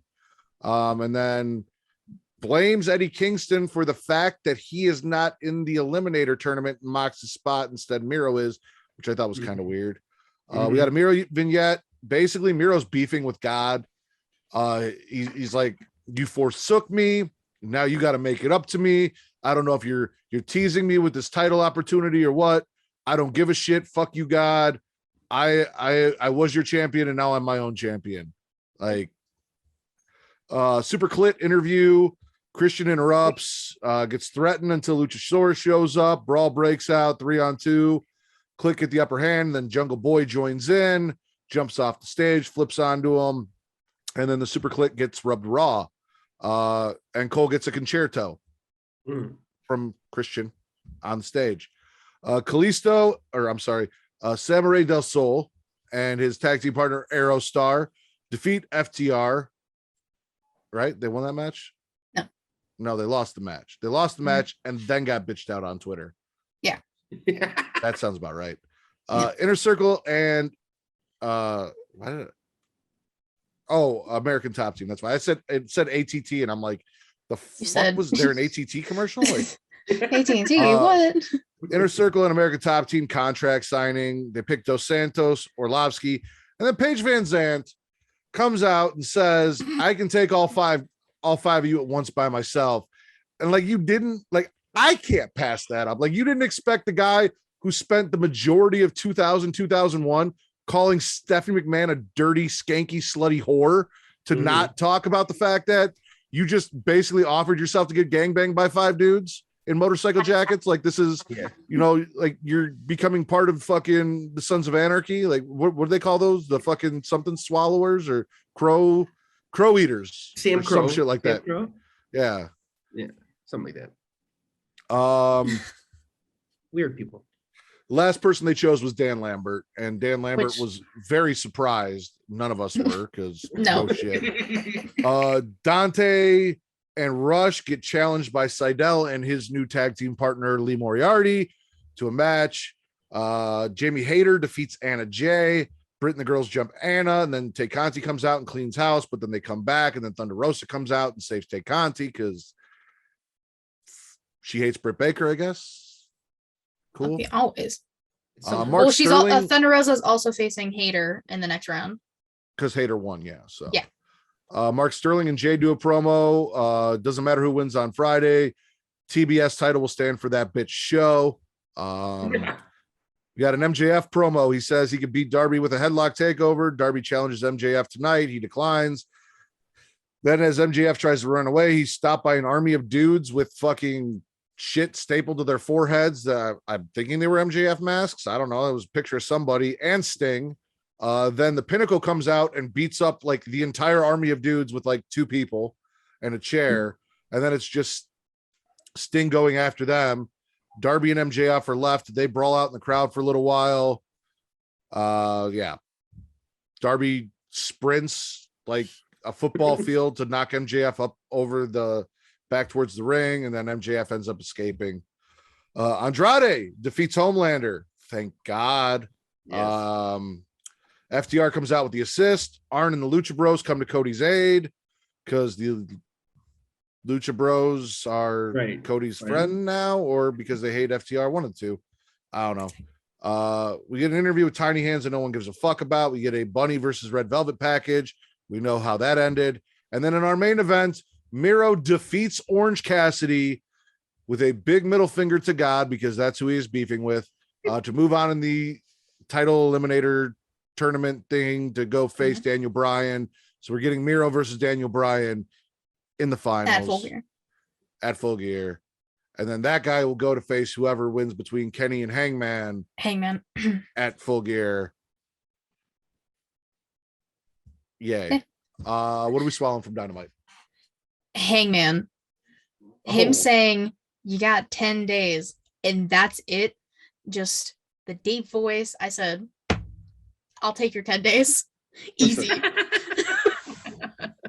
There's something about him where like he's that one white country guy that you know is probably really cool and not racist. Like, Yeah. like he just seems very relaxed and down to earth and like just doesn't give a shit. Like, Yeah, we fucks with Hangman. Despite the fact that his name is Hangman, like he just seems like a genuinely just chill, cool, regular guy. And I enjoy the shit out of it. Also, he stole my finisher, so but whatever. I do love the fact that no, he came out because fuck Kenny Omega, and yeah, that was great. I mean, I will say the match with Kenny and Alan Angels was actually really good. Okay, I'll save it for my spits. No, that's fair. That's fair. I liked the match. You didn't like the match. It's not that I didn't like the match. I have problems anyway. Jamie Hayter and a Jay, I'll swallow. That was, I mean, it was a decent match. I like Jay. I like Thunder Rosa, so I got a little bit of everybody. They've been doing a much better job with their women's tournament, surprisingly, than WWE did with theirs. And the matches all make sense, and it's a bigger bracket, and everything's kind of falling into place. Wow, crazy! Who would have thought? Yeah. So. Who would have thought? Oh, honestly. Andrade beating the shit out of Cody. Fuck yeah. I like that match. That was a great match. I like Andrade. Cody taking L's is always a good thing. Cody needs to take it.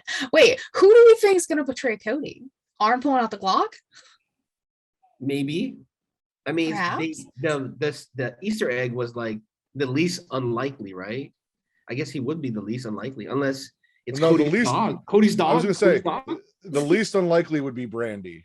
Nah, fuck her. I don't want her on my team. She really wants to be a heel, and I absolutely do not want her to align herself with Andrade and Malachi and fuck them up. So you stay with your husband. TV, Lee Johnson. Let Lee Johnson be the guy that betrays you. I'm cool with that. Big Johnny. Yeah. Big Johnny. Get him away from Homelander. Let him, find himself. He's working with Arn's kid. He's got other shit to worry about. Yeah, I guess. I don't know. Brock Anderson is a surefire way to get over. You gotta do what you gotta do. He's not with Cody right now. Brock Anderson looks like he manages a golf resort. What are you gonna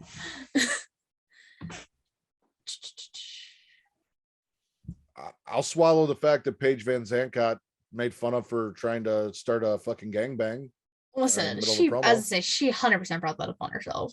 Hold on, I got a question about that. Do you think those lines? Do you think they were made for her though?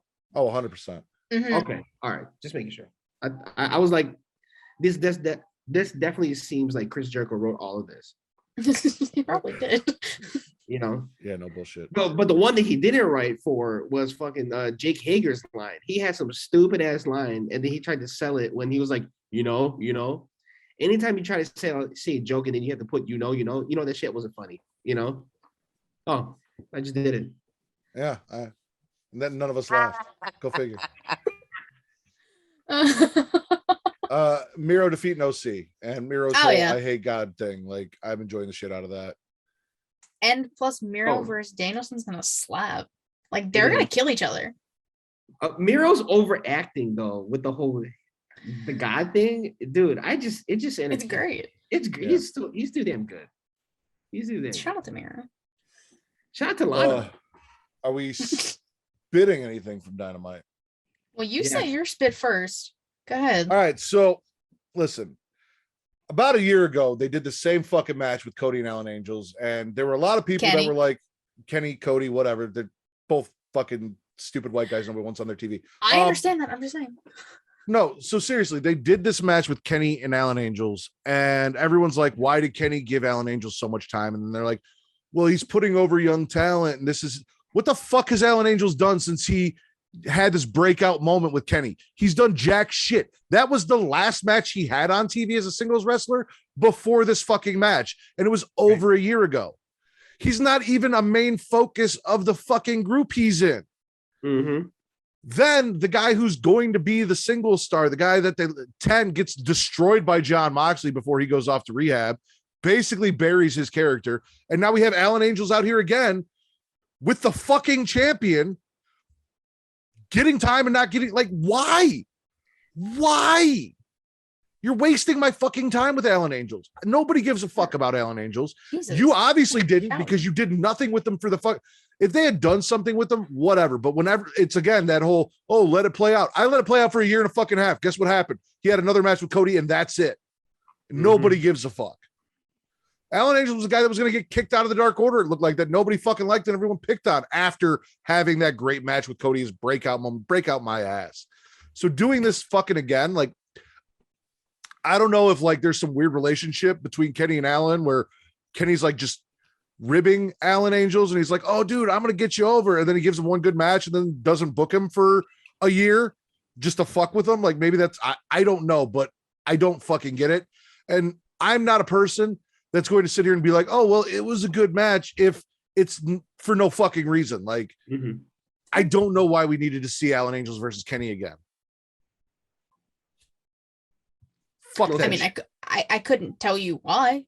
And I remember you saying the 10 mock stuff. That's why I was like, damn, he out here getting heated. But then I was like, oh yeah, you actually did say this. I forgot. No, I mean, you made a lot of great points. I'm not disagreeing with anything you're saying. I'm just saying, not looking at any of that, I liked the match.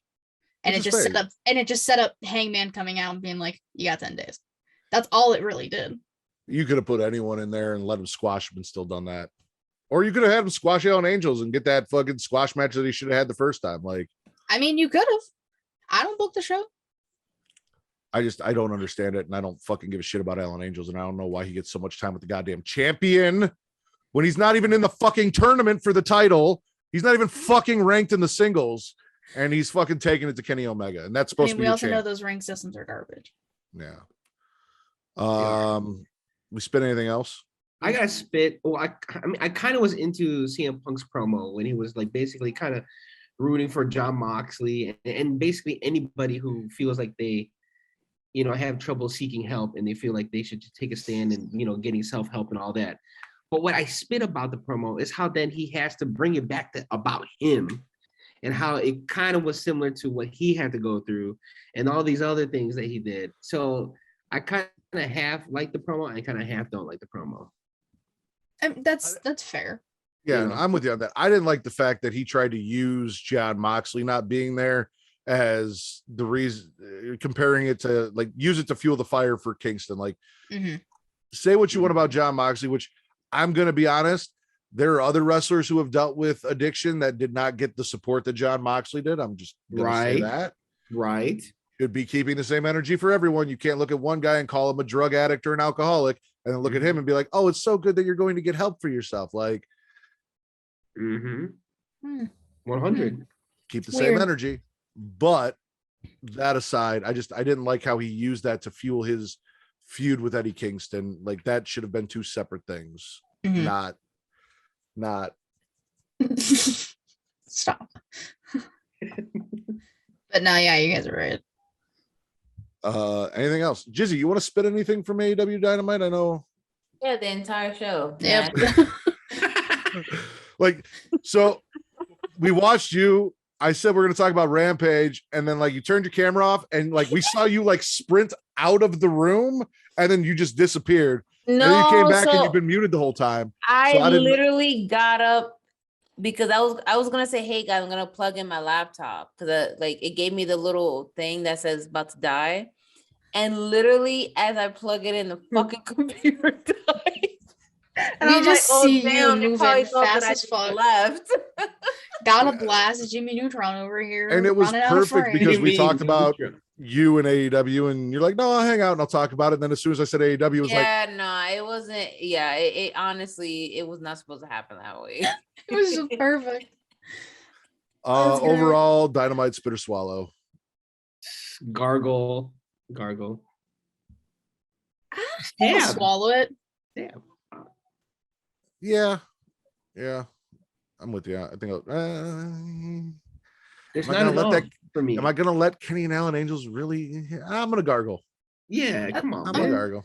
Come on. What is everyone's favorite show this week? For me, it Come was on. NXT. Yo. Everyone trying to Oh fuck. yeah, everyone day. trying It to was fuck. NXT. NXT. Everyone's trying to fuck, yo. Everyone's trying to fuck. NXT. Well, then You you heard You it get a from. counter for how many times we said that? You got to give Mhm. props to NXT too, because I remember when not to plug myself, but I will. But when Katie was on the show, we were talking about how NXT. I don't know what the fuck they're gonna do, but ever since they did this relaunch, like they've been putting out really good shows. Yeah, it's been pretty entertaining thus far. Yeah. I mean, it's crazy like how different the show is, It definitely hits different. It definitely hits It's different. Yeah. so different, but I'm not mad at it. I mean, Mhm. there's some hits, some misses, just with anything, but yeah, no, I've been enjoying the little. It feels like young wrestlers who are like trying to come up and they're Yes. having fun and they're trying to figure out what their gimmicks are and where they fit in. So I don't have a problem with it. Yeah. I guess from here, I don't know where I stand with wrestling because it's just kind of there's a lot, there's a Mhm. lot of promotions and a lot of feuds and a lot of different people you want to support, but I'm just like, yo, I don't know if I personally can withstand 20 plus hours of wrestling a week. Like Mhm. I a got lot. other shit that I like to do. You know what I mean? Yeah, it's a lot. It's a lot. It's a lot. Understandable. It's fun though. It's fun. So for the She Leads Showcase, the Get Show podcast, formerly known as the Deadass Girls podcast, the best show of the week was NXT. Hmm? Jizzy, if you want people to come find you on the internet and see the things you post, let them know where they can find you. Yes. You can hit me up at Deadass Jizzy. I took over the formerly podcast Twitter. I don't tweet as recklessly as I used to because there's no use to anymore. It's like I don't have anything else to back it up. But if you still want some of that dead ass energy on your podcast, feel free to slide in my DMs and maybe I'll consider it. And did you do anything cool recently, podcast wise, other than this show? Yes. I forgot. So actually two things. One thing that's out now was Coffee Talk with Sir Wilkins from the Jobber Tears, where I roasted The Rock for I think the entire duration of the show, and he looked very perturbed. And it's probably the last time he'll ever invite me on the show. So that was great. But a future episode that's going to drop, which is going to be with the lovely Katie. She got inside my mind, and we got all types of crazy. It might be the episode that gets her canceled, so be on the lookout for that one at the end of the month. Listen, if there's a mind that you people should want to get inside of, it's this mind right here. It is Jizzy's mind. That is definitely going to be one hell of an episode, one hell of a listen, and I'm super excited for that. It's everywhere. It's crazy. Like with you guys invited me to be on podcasts, it just gave me the itch. I'm like, damn, I really miss Deadass Girls podcast. But unfortunately, it'll never be. Maybe I'll do my own thing. And I kind of talked about it with Katie. So you guys could get more of something that I never discussed out loud. All right, more of intimate details about the Deadass Girl podcast. Get the inside scoop, y'all. The inside scoop. Justin, is the Get Show podcast still a thing? Get Your podcast. It's a fraud. It's a fucking It's a scam. It's like a pyramid scheme, you know what Ponzi I'm saying? scheme. You buy it and there's nothing there, The multi-level marketing scheme. Well, what I'm saying? It's funny you brought that up because guess what? We are doing an episode tomorrow morning, later tomorrow morning. It's going to be me, Jay, what I'm saying, Charlie, what I'm saying? We're going to be getting together. We'll be talking about, wrestling, Squid Games, basketball, a whole bunch of other weird shit that we normally do. And yeah, so we're going to get it tomorrow. Hopefully we can get it by tomorrow, later in the afternoon. So yeah, we are not back, but dropping an episode. Go figure You the can white guy find isn't me- invited and Jay shows up. Oh. Oh my gosh. But you could find me on the Get Your Podcast on the Twitter and Get Your Podcast on Instagram. You know what I'm saying? Yeah. How you doing? Maybe. Jizzy already plugged Inside the Mind, but you dropped an episode of She Elite Showcase today, yesterday. I did. Well, you did a show yesterday, but it dropped today, right? I did it Thursday. It drops Friday morning, 7 a.m. every week. Yeah, so you dropped it today. You did it yesterday. Dedication. Well, technically now it's Saturday. 'cause We've it's had 2 this a.m. discussion. If we haven't gone to bed, it's still the same day. Like we've. been Oh yeah, through you're this. right. You're right. You're I right. like You're right. that. We literally talked about this the other day. Yeah, so my Twitter, Katie Raskin 13. I have a link tree. Everything She Elite is in said link tree. YouTube, Twitch, Anchor, Spotify, Google Podcasts, Apple Podcasts, because I got that shit up there now. I did it. I A told you, one baby 5-star girl. review already too. So shout out to you. Wait, really? Yeah, you should check. Oh no, I'll check after the show. There's also an Instagram. I just mainly post the show and the same shit I post on Twitter, I post on Instagram. But yeah, like Matt said, we just dropped an episode today. I have an Inside the Mind up with Matt, with Justin. Jizzy's coming out November 29th. The next one coming out is Vince's. Just did one with TC. I gotta hit up Warren Hayes and try and get that happening soon. Fingers crossed. Tomorrow we're shooting finally Ooh. the first episode of the collab show In the Crowd. I finally got pieces together. There will be 3 people, including 3 other people excluding myself. I got you. Don't worry. And then I have one set up for December as well. I'm getting shit done. She's Okay. out Yeah. here. She's making moves, switching lanes. I'm telling you, look at Katie now. Man. Hold up. I don't Hold on. dance now. I make money What do you moves. move? Well, that's what happens when you finally move on to a better podcast. True. And you can find me at Mettridder, at METTRIDDER on Twitter only. Also, Smackin' Raw Pod on Twitter and Instagram. I run the Twitter. Vince runs the Instagram. You guys can check out Creation World at creationworld.com, facebook.com/Creation World, Twitter and Instagram at The Creation World, THECREATIA World. If you want more stuff from Travis, who you saw at the beginning of the show and then bailed on us because he had to go get his dick wet. Also, facebook.com/groups/Smackin' It Raw. And as Travis plugged at the beginning of the show, he made us do Dungeons and Dragons, and that episode is up currently now. So if you want to go see us be as nerdy as fucking possible and we talk about making a goblin's dick explode, go check that out. You guys You got know, I've anything never else? played D&D, and I want to, just to experience it. It was actually more fun this time around because we're doing a villains campaign instead of heroes. So we got to be bad guys, and that's always more fun. So it was more fun this way around. But yeah, definitely go check that out. You guys got anything else before we go?